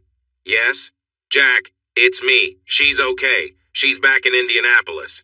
Oh my God, thank goodness, David. How is she? What happened? "I can't talk long. I have to catch a flight. You'll get a DVD in your mailbox by 6 a.m. tomorrow. When you watch it, you'll know everything. Tommy will get one too. Wait until about noon to go see her. She's going to be very upset. Maybe take her friend Katie with you if you can." "Oh no. Is she hurt?" "No, she's not hurt, but it looks like she was with him. He got her drunk and filled her mind with lies." I didn't know how to respond. She was safe and back home, but I was angry that she was misled. "Are you okay, Jack? You need to hang in there." "Yeah, I'm okay. Mostly relieved and very angry. Thank you, David. I can't express how grateful I am. Just keep your cool and be patient with her, okay? I have to go. Call me after you watch the DVD. Could you have slept that night if you were in my shoes? No way." I wanted to call Katie, but I didn't know how to share what I had learned without involving David, so I decided to wait. I watched 4 old movies in a row, but I couldn't remember anything about them. At 5:30 a.m., I checked my mailbox for the 6th time and found a DVD in an envelope with no label. I took it and hurried back inside the house. I inserted the DVD into the player and leaned back. Suddenly, a room appeared on the screen. It looked like a small basement or storage area, with gray walls and no windows. In the middle of the room, against the far wall, Damon Eberson sat tied to a chair and appeared to be unconscious. The only other thing in the room was a rickety table with a small cage on it. Unexpectedly, a very tall man dressed in black and wearing a dark mask stepped into view. He walked over to Damon, carrying a bucket of water, and poured it over his head. Damon spluttered, shook his head, and seemed to wake up. He quickly tried to move, but realized he couldn't. "What is happening?" he asked, looking up at the man. "Glad you're awake, Damon," the masked man said in a deep, altered voice. "Now we can start." "What is going on?" Damon said, sounding annoyed. "Do you know who I am? One phone call and I can—" The tall man reached down and gave Damon a hard slap across the face, almost as if it were nothing. "Be quiet," he said. "I want you to see something." He brought the table closer to Damon and placed the cage directly in front of him. Inside the cage was a brown mouse. The tall man took a small vial from his pocket. With careful movements, he opened it, used an eyedropper to take some liquid, and dropped a single drop onto the skin of the mouse. The mouse didn't seem to react. "Watch now," he said. "It will happen in about 3 minutes." Damon looked worried but spoke up again. "Listen, I don't know what this is about, but I'm very successful. I'm sure we can—" "Do you want me to hit you again?" the tall man asked. "I can keep doing that if you want, or you can be quiet." Damon shook his head and fell silent. They waited in silence for at least another 2 minutes. Suddenly, the mouse let out a loud shriek, signaling it was in great distress. It fell over and shook, continuing to cry out in obvious pain. The awful sounds lasted nearly a minute before the mouse fell silent, panting and twitching. After 30 more seconds, it lay completely still. Damon's eyes widened, and he instinctively pushed his chair back against the wall, trying to distance himself from the table. He looked at the dead mouse, and then at the tall man. "Now we will talk," the tall man said. "You have seen what that liquid can do. For you, it would probably take a few drops on your skin, and it might take up to 5 minutes to work, but the result would be the same." Damon was pale and sweating, leaning back in the chair, trying to distance himself from the tall man. He shivered and said, "What do you want? I have money. I don't want your money," the tall man interrupted. He pulled over another chair and sat in front of Damon. "I know all about you and Tommy Parker. How you lied to her, how you had your friend Don Harrington drug her, and how you kept sending women to chase after her husband, all to get her to come to you. Now here are your choices. Choice 1, you smile at the camera and tell the whole story. Every detail. Leave nothing out, do you understand?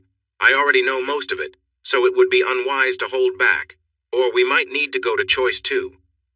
Choice 2 is what happened to the mouse."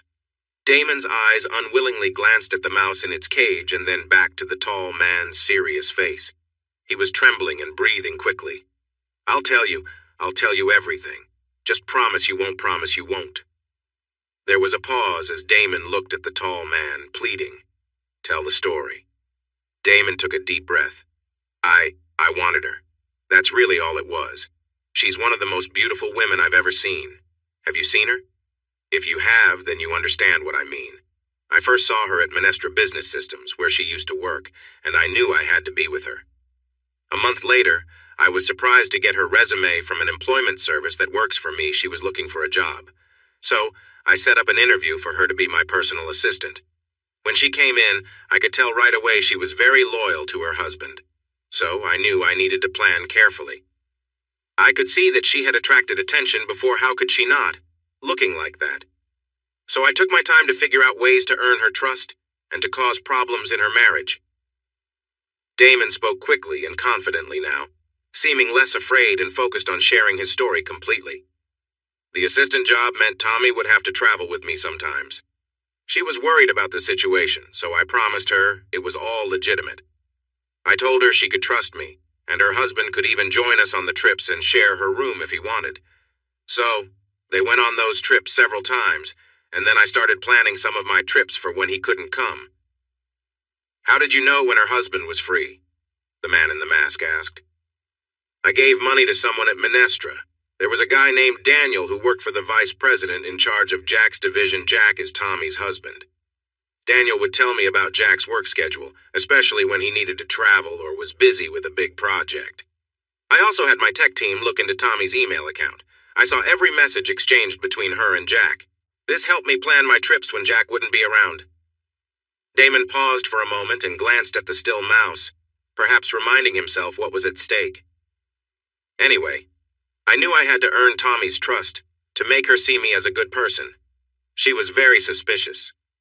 So, on one trip when one of my vice presidents was with us, I set it up for him to have dinner alone with Tommy at the hotel restaurant. I made her a bit dizzy by putting something in her drink.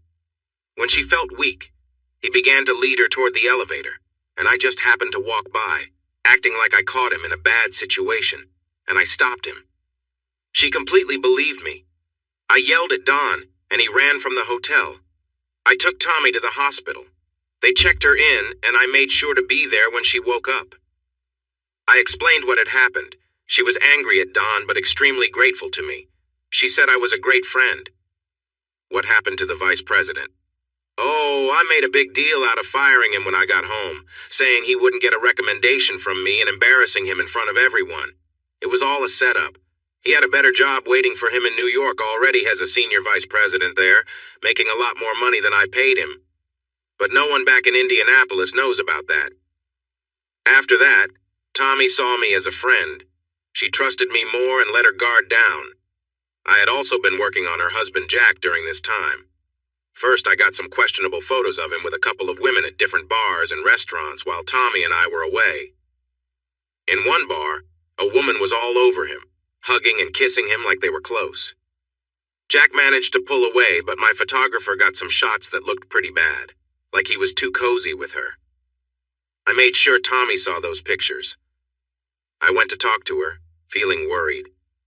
I mentioned that I heard some rumors about her husband possibly being unfaithful, so I arranged for someone to follow him and my photographer got some photos. I then set up a situation to catch him with another woman. How did you do that? It was quite tricky, actually. Damon started to smile for a moment, but then remembered how serious everything was. Through Daniel from Minestra, I set up a fake meeting in Chicago with a potential client and arranged for Jack to attend as the company representative. When Jack got to Chicago, the client he met was someone I had hired to play along. She pretended to have a business meeting with him and then suggested they go out for dinner. During dinner, she had to add something to Jack's coffee since he wasn't drinking alcohol. He became a little dizzy, and she took him upstairs to his room. She was supposed to make it look like they had spent the night together. When Jack woke up the next morning, she acted all sweet and said, "You were amazing last night. Let's continue this morning." She was going to go along with it then. Did Jack go for it? Damon frowned. No, he didn't. Instead, he got very upset, threw her out of the hotel room, and called the hotel doctor. When the doctor arrived, Jack asked for a drug test. Then he flew home and told Tommy the whole strange story. 4 days later, when the test results came back, he could show her that he had been given some kind of strong sedative that put him to sleep. My plan might have failed because I didn't get any evidence to use, but I knew what was happening because I could see all her emails. So whenever Jack reassured Tommy, I would talk to her and suggest a different version that made Jack seem untrustworthy. In this case, I waited for her to share everything. How Jack had woken up with a woman, claiming he had been drugged, and how he had a test to prove it. I frowned and pretended to think hard, then said, "Something about this doesn't add up. Tommy, let me see what I can find out." Then, 2 days later, I spoke to her, sounding hesitant and sad. I told her that I had hired a private investigation firm in Chicago to look into things. They discovered the doctor was an old college buddy of Jack's, and the lab that supposedly did the drug testing wasn't real. I claimed it must have all been a setup, with Jack's friend helping him create a complicated story to make Tommy believe he hadn't cheated. Even then, she didn't fully believe me. I handed her the private investigator's report. It looked official, with professional letterhead and detailed notes about what had happened, including interviews with witnesses and hotel staff. That was the turning point. She broke down in tears, cursing her husband. I comforted her, assuring her she deserved better and shouldn't let him explain away his mistakes. She needed to let him go completely. I suggested she take some time away to clear her head, so I took her to Fiji. My wife and I have a secluded house on the beach there. I told her this break might help her decide her next steps. For the first few days, I simply listened to her. We walked along the beach and she shared her pain and anger. She swore she'd never trust another man again. I stayed by her side as a supportive friend, the one person she could rely on. After a few days, I could tell she was starting to relax a bit, though she was still upset. Each evening, I made sure we had a good dinner and some wine to ease her mind. For the first few nights, I listened patiently, guiding her back to her room afterward.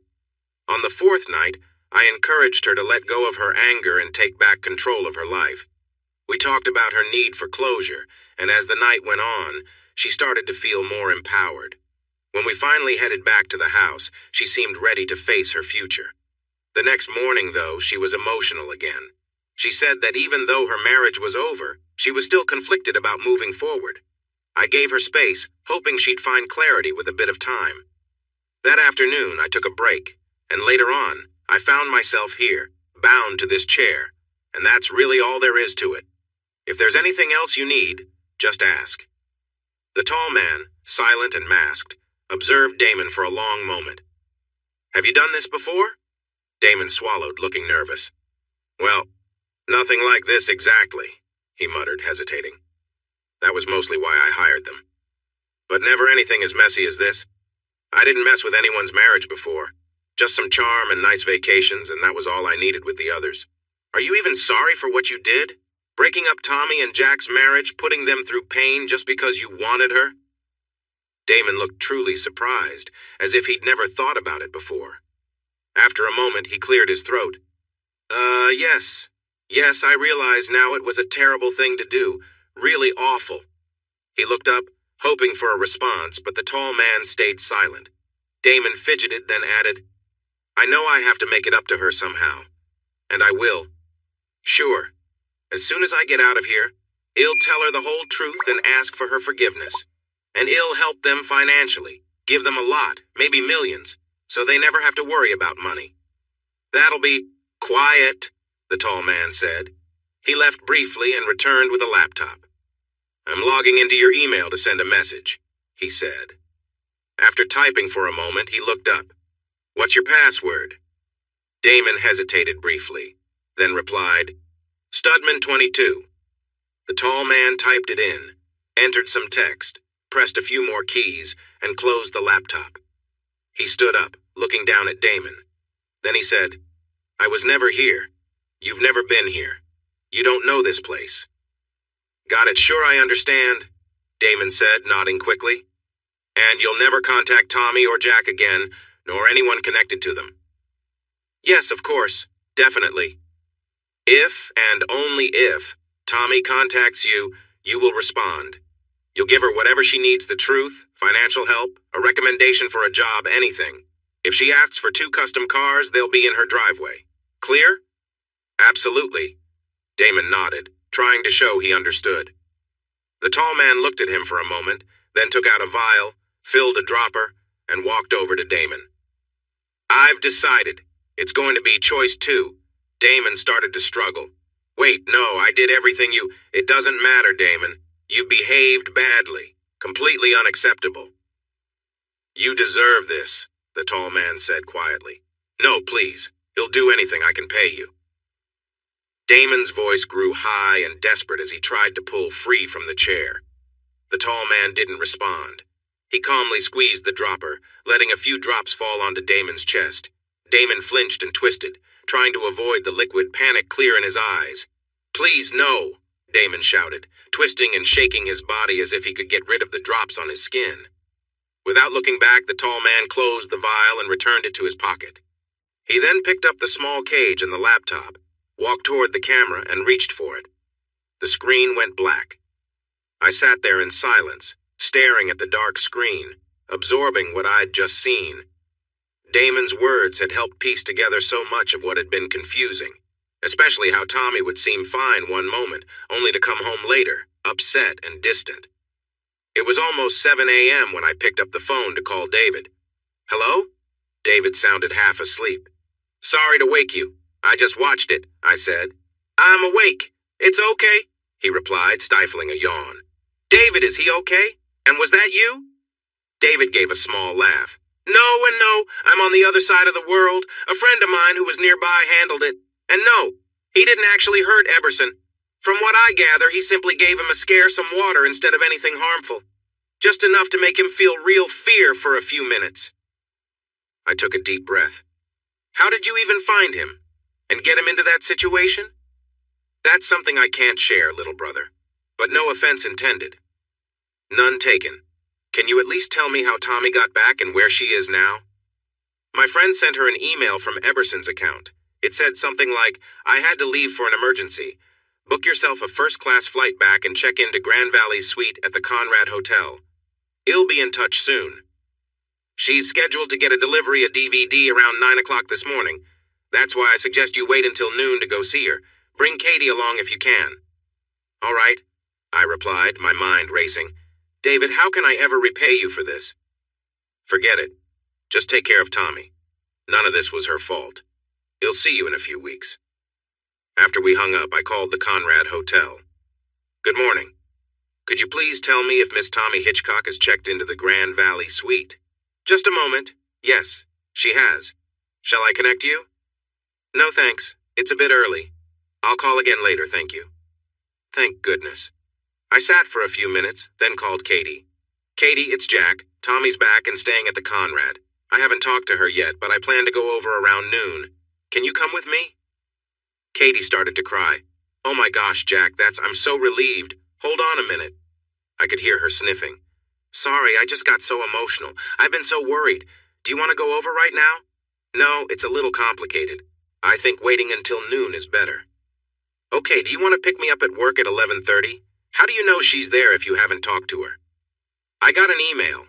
Then I called the hotel to confirm she checked in. It's a long story I'll explain later. After hanging up, I found myself in tears. Was it from relief, despair, exhaustion? It didn't really matter. I made some coffee, took a long hot shower, and tried to eat some eggs and toast. My mind raced at full speed, and I couldn't quiet it down.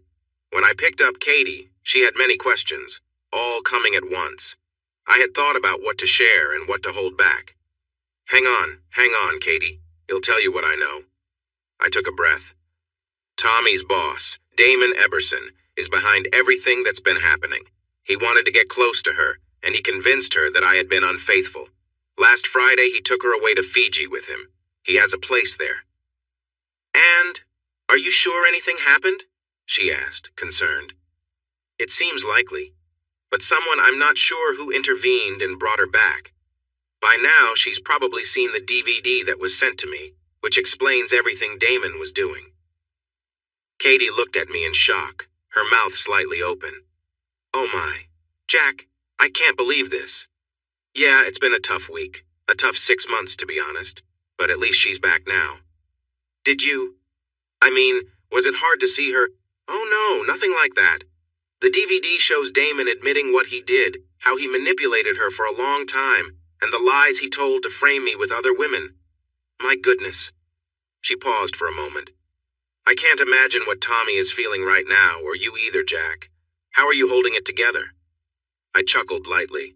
I'm not sure I am, but I think it makes sense for you to go and see Tommy first. I don't know how Shell'll react, whether Shell'll be angry, upset, or... I don't know. She might be mad at me for letting this happen. We walked into the Conrad. Katie went straight to the front desk and asked them to call the Grand Valley Suite.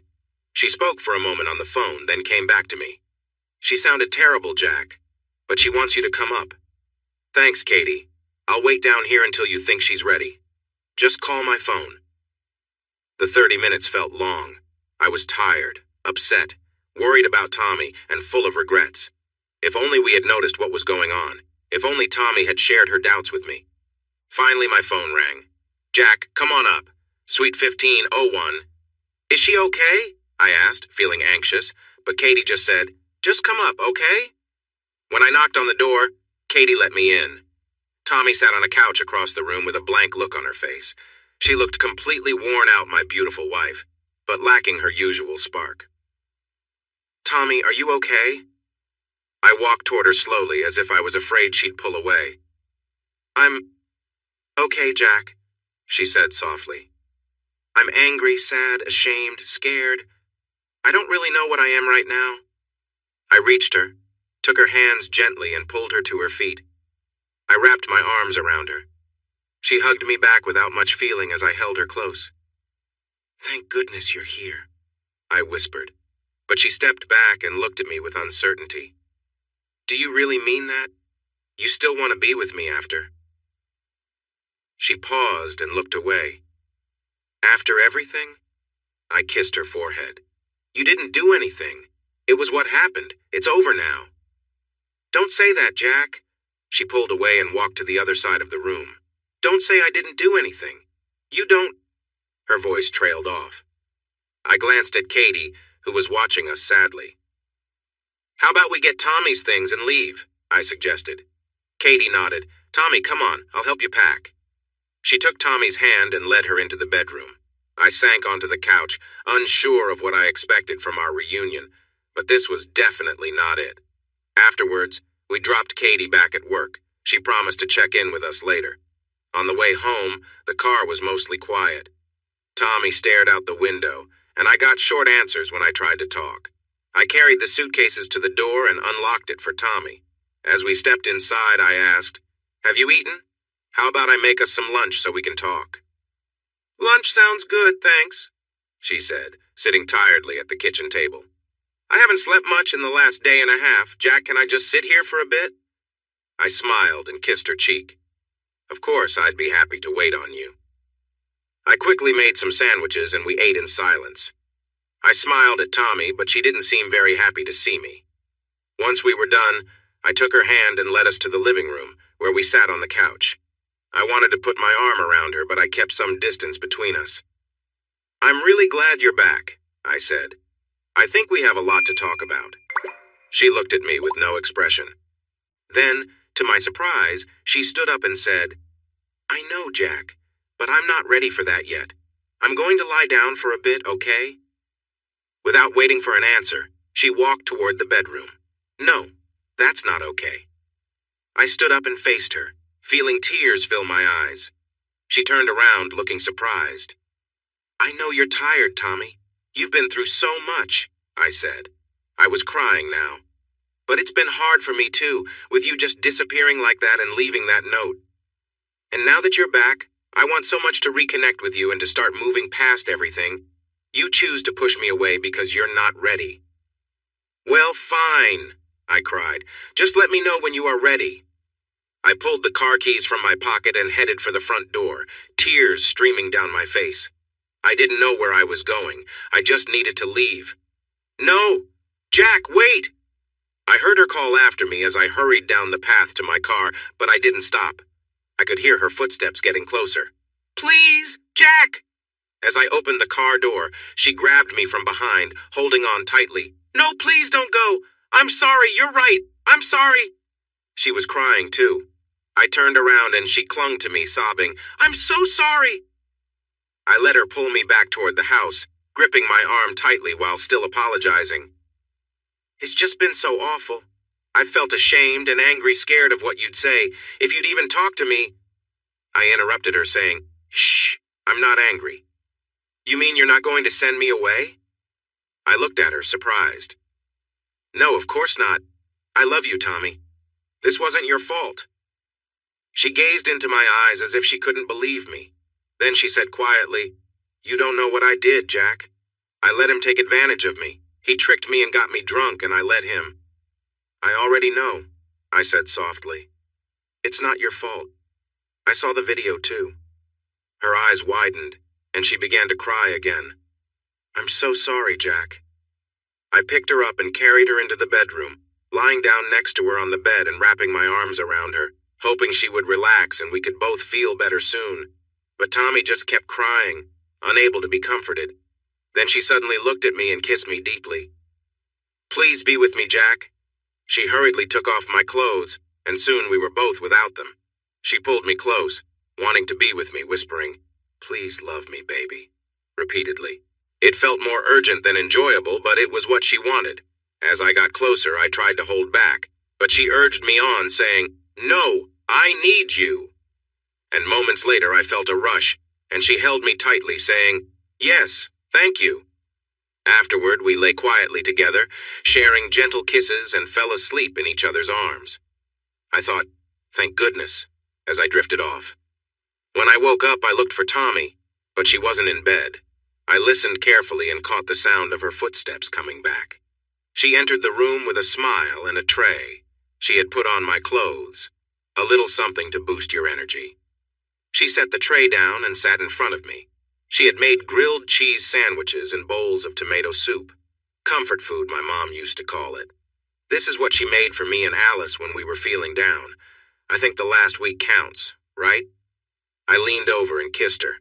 "Yeah, but it's over now. You're back and I'm here with you. It's a new start." After we ate, we moved the tray and lay down again. Tommy snuggled in my arm and we began to talk softly about what had happened. I didn't learn much that I didn't already know, but Tommy explained how Damon slowly made her doubt my trustworthiness. He was a great actor, Jack. He would listen to me and then nod, saying, "That sounds reasonable, I guess." But then he'd have this worried look, and when I asked about it, he would say, "No, it's nothing. I don't want to cause you concern." That just made me ask more, and he would mention that Daniel Hatman at Minestra knew you and said you were quite the charmer, or that your story about that woman kissing you in the bar seemed a bit too perfect. Comments like that always made me anxious and erased all the good things you had told me. Once I found out he had been reading my emails, it all became clear he always made time to get ready for what was going to happen. I told Tommy everything I had done since she went missing. I called Katie and Eric, reached out to David for help, and confronted Don Harrington to find out the truth. After that, I understood who was behind all this. I called David and he figured out the rest. It was some associate of his who took Damon and made that recording. Tommy nodded. When I thought about it, I realized it had to involve David. He doesn't work for IBM, does he? I'm fairly certain he doesn't, but he's never shared who he actually works for, and I've never asked. We owe him a great deal. We sat quietly for a moment. Then I asked, "Can I ask you something? About coming back to Indianapolis and how it felt to watch the DVD?" Tommy propped herself up with a pillow against the headboard. She looked away from me, gazing out the window. I arrived at the Conrad and went straight to bed. I was worn out from the flight and emotionally drained. Your betrayal, spending those few days with Damon, I felt hollow. I had no idea what to do next. In the morning, there was a knock on the door. When I looked through the peephole, no one was there. I opened it carefully, with the chain on, and found an envelope labeled Tommy. Inside was the DVD and a note saying, "Watch this if you want to know the truth." It nearly broke me, Jack. I had to pause and cry several times before I could get through it all. Her voice turned serious. That awful person, how could he? She looked at me. He's gone now, right? I shook my head. David says no, the guy just scared him a little, making him suffer for a few minutes. We need to figure out what to do about him. I have some ideas, she said, looking away from me again. Most of them involve some pain for him. When I thought about what he did to me, to us, when I realized he did all that just to hurt me and that I let him, I thought about jumping out the window. I really considered it. I couldn't imagine you would ever want me back after everything, and I didn't see a reason to keep living. She turned to face me, giving a small smile. I might have done it, you know. I sat there for a long time, thinking, there's no rush. I can take the day slowly, order some food, and maybe I'll do it tonight. Jumping in the dark would feel easier, less frightening. She shuddered. Thank goodness you and Katie came by, and thank goodness you sent her up first, Jack. I could not have faced you. I mean it. It took a lot for her to convince me to let you come up. I was never upset with you, Tommy. I wrapped my arms around her gently and kissed her forehead. I was scared and worried, she said. When I saw the DVD, I was angry at that guy, but mostly I felt sad. Sad for everything he made you go through, especially you. I was afraid of how much pain you were in. She looked straight into my eyes. I don't understand. Why aren't you angry with me? Why don't you shout at me for believing a liar like Damon instead of trusting you? Because you were tricked, I replied. So was I. We both believed his friendly act. We were cautious, but not cautious enough. Listen, Tommy, there is nothing I hold against you. My tone was serious, and you shouldn't blame yourself either. I stood up and took her hand. Come with me, all right? I led her into the bathroom, and she walked behind me, looking curious. I turned on the warm water in our shower, then gently helped her remove her shirt and shorts. We stepped under the soft spray. I held her comfortingly as the warm water relaxed us. Then I got the soap and started to wash her gently. I took my time, cleaning her fingers and hands, her arms and shoulders, and her back. I knelt down to wash her feet and legs, while Tommy rested her hands on my back for support. Then I carefully washed other areas, ensuring I was gentle and thorough. Through it all, Tommy remained quiet, her eyes closed, letting me guide her. When I finished washing her body, I got the shampoo and cleaned her hair, giving her a gentle scalp massage. Lastly, I washed her face softly with my fingers, brushing over her lips, nose, and eyelids. When I was done, I held her in my arms again, her head resting on my shoulder. He's gone now, I said. He's completely out of your life like he was never here. You're clean again. She looked up at me and kissed me. Then she started to cry. I held her under the water as she let it out, soothing her until she calmed down. After a moment, she stepped back with a smile. Now I'm going to wash you too, but quicker, before the hot water runs out. Then I want to sleep in your arms for a while. When we wake up, all of this will just be a memory. So she washed me, we dried off, and I turned off the phone ringer. We fell asleep. We were sitting on the back deck with Katie and Eric. They had brought over some sandwiches, and I had gotten us all some drinks. "I'm so glad you called," Katie said. "When you didn't answer the phone last night, I thought you might just want some time alone," she said with a smile. "But I'm really glad you're back," she added. Eric said something similar, and we all expressed our thanks. Tommy said, "We really wanted to see you and just enjoy a regular day together. You probably have a lot of questions, but Jack and I want to set all that aside for now." Eric and Katie nodded, saying they understood. Then there was a little pause before Tommy asked, "So, what have you all been up to lately?" We all burst into laughter.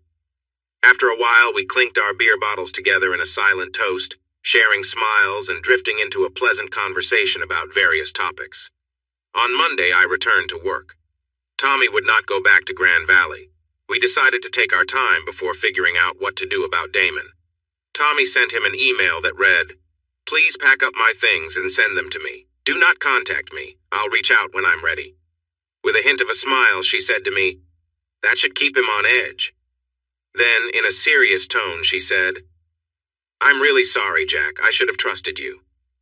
I held her close, and we sat in silence, not needing to say more. For the first few weeks, she stayed at home, enjoying the peace and settling back into our daily lives. She prepared lovely dinners for us each night, and we spent our evenings talking or watching TV, just happy to be together. We both felt we should see a counselor to work through everything and move forward. Tommy suggested, "I think it should be a woman." At the same moment, I said, "It has to be a woman." We exchanged surprised looks before laughing. "You go first," I said, still chuckling. "Why do you think that?" "I feel like I could trust a woman to understand what I go through being approached all the time and having trouble trusting men. What about you?" "I think for a similar reason," I replied. "Any male counselor might find you attractive, which could distract them from helping us. I want someone focused on assisting you and me, not distracted by anything else." I spoke to Irene in Human Resources at Minestra to get a couple of recommendations. On Thursday, Tommy and I met with Dr. Diane McInerney. She was a tall, friendly woman whose warm smile made us both feel at ease, and we agreed on the way home that we would keep seeing her. After about 3 weeks, Tommy began to feel restless and decided to look for a new job. She sent Damon another email. "I'm looking for new job opportunities. If anyone reaches out to Grand Valley for a reference, ensure it is very positive. No need for anything overly enthusiastic, just something solid and nice. Do not respond to this message." That weekend, David came to visit. It was relaxed, but really nice.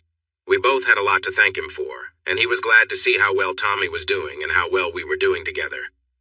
Whenever either of us tried to express our thanks, he just waved it off, slightly ducking his head and mumbling that he was just happy to help. We shared our plans for dealing with Damon, and he smiled at some of them. He had a few good suggestions of his own, too. After a few weeks, Tommy said to me, "I think I'm ready, let's do it this weekend."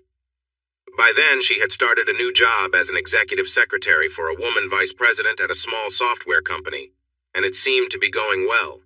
We had talked a lot about what we wanted to achieve in our final meeting with Damon. On Tuesday, Tommy emailed him, "Come to our house on Saturday night at 8 p.m. and bring Elena. Both of you need to be on time. No need to reply to this message." When they rang the bell right at 8 p.m. on Saturday, I welcomed Damon and his wife Elena into the living room.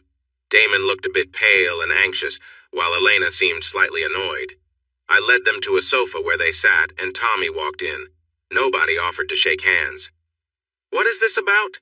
Elena asked a bit sharply. "Damon and I were supposed to go to Atlanta for our niece's first communion this weekend. Then, at the last minute, he insisted we had to be here." "I'm sorry for the trouble, Elena. Did Damon tell you what to expect tonight?" She looked even more irritated. "No, he wouldn't say anything until we were on the way here. Then he just warned me that you two might pull some ridiculous story about him cheating on me or going after Tommy." She glared at both of us. "I hope you aren't going to waste my time with nonsense like that." "I'm really sorry, Elena, but it is true. Please come with me to the study," Tommy said. "I have something important for you to see." Damon jumped up in alarm, but I motioned for him to sit back down. As the ladies left the room, I said, "It's just a video recording, Damon. It's nothing you need to see. You're the main person in it." Come on, you can't. Tommy knows how to reach out again if we need to, Damon. Do you really think we would lose track of you? He glared at me, but eventually looked away in frustration and sat back down. Tommy came back. She's watching it now. I don't want to see it again. We sat in silence for almost 30 minutes, only interrupted by a few shouts of anger from Elena in the other room.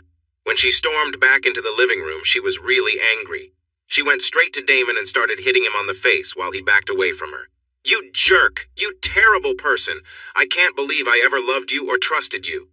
Still mad, she turned to me and Tommy. I hope you make him pay for this. I hope you ruin him. That liar.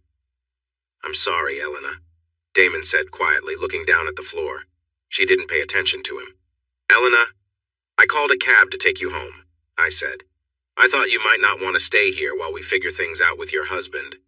You mean my soon-to-be ex-husband? Then she softened a little. Tommy, I'm really sorry about what Damon has done. I didn't know. I had no idea. She walked over to Tommy and they hugged briefly.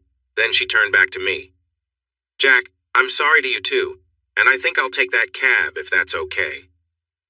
Elena, I have a copy of what you just saw, in case you want to keep it. I handed her the DVD and led her outside to the waiting taxi. I returned to the quiet living room. Damon didn't look up. Okay, you know what you did, Tommy said quietly. It's time to face the music. Damon finally looked at us. He seemed old and very tired.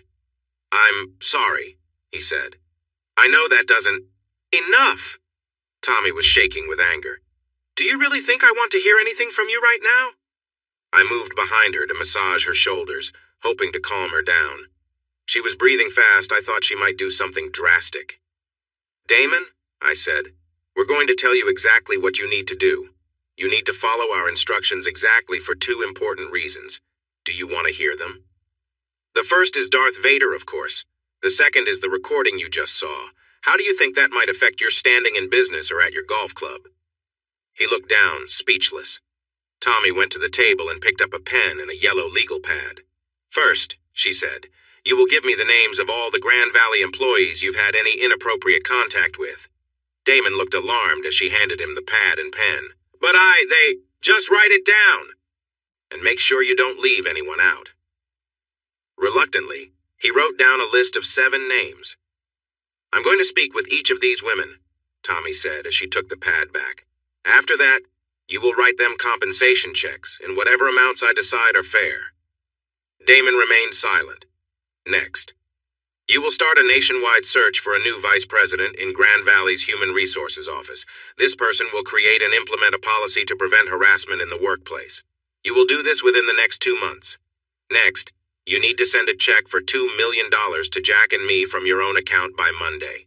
It will likely be more than $2 million because it needs to cover the taxes on that gift. Your accountant can help you figure it out. Look at me, Damon. Look at me, Tommy shouted. Startled, Damon looked up at her, shifting back slightly into the couch. There's one last thing on my list, you know. After you finish this, you will leave and not come near us again. You will only do what we told you to do, and there will be no further contact. Is that clear? Damon nodded while looking down. Yes, I understand. Okay then, here's the last thing.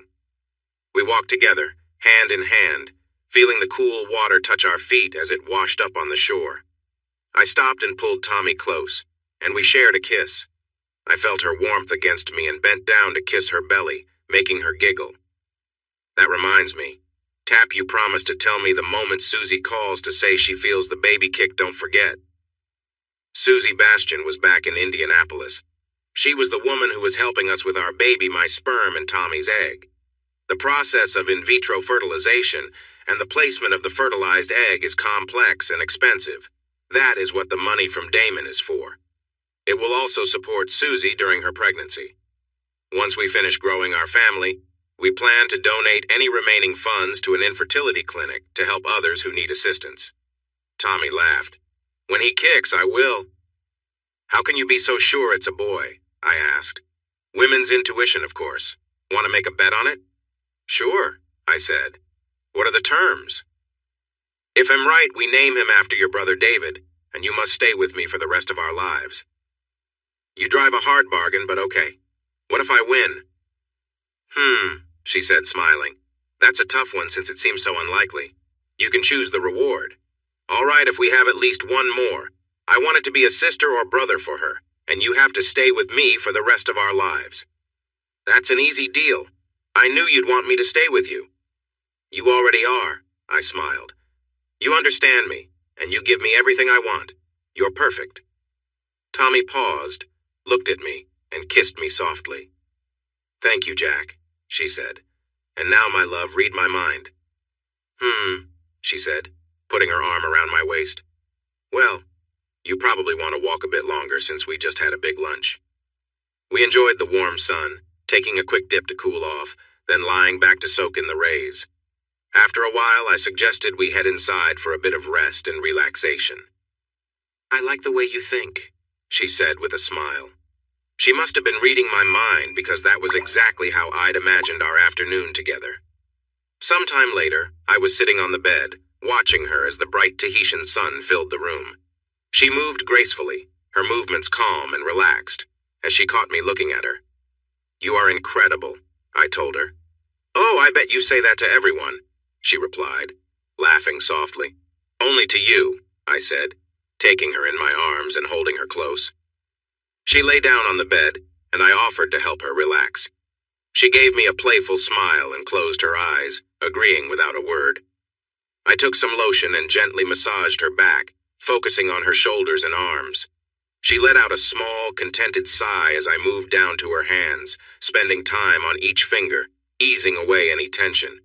I continued down to her feet, working carefully, making sure each area was relaxed.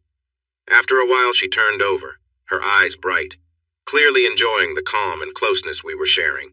We lay together, holding each other, exchanging gentle kisses, feeling completely at ease. It was peaceful, both of us simply appreciating each other's presence. We stayed like that for a while, completely relaxed and content, letting the quiet moments bring us closer. She smiled a little and said, You tricky person, you made me feel weak, and now you want to take advantage of me, don't you? Well, since you mentioned it, I replied, enjoying the connection we shared. How could you do this, oh my, please? She exclaimed as each moment passed, until she stopped holding back and moved closer, wrapping her legs around me.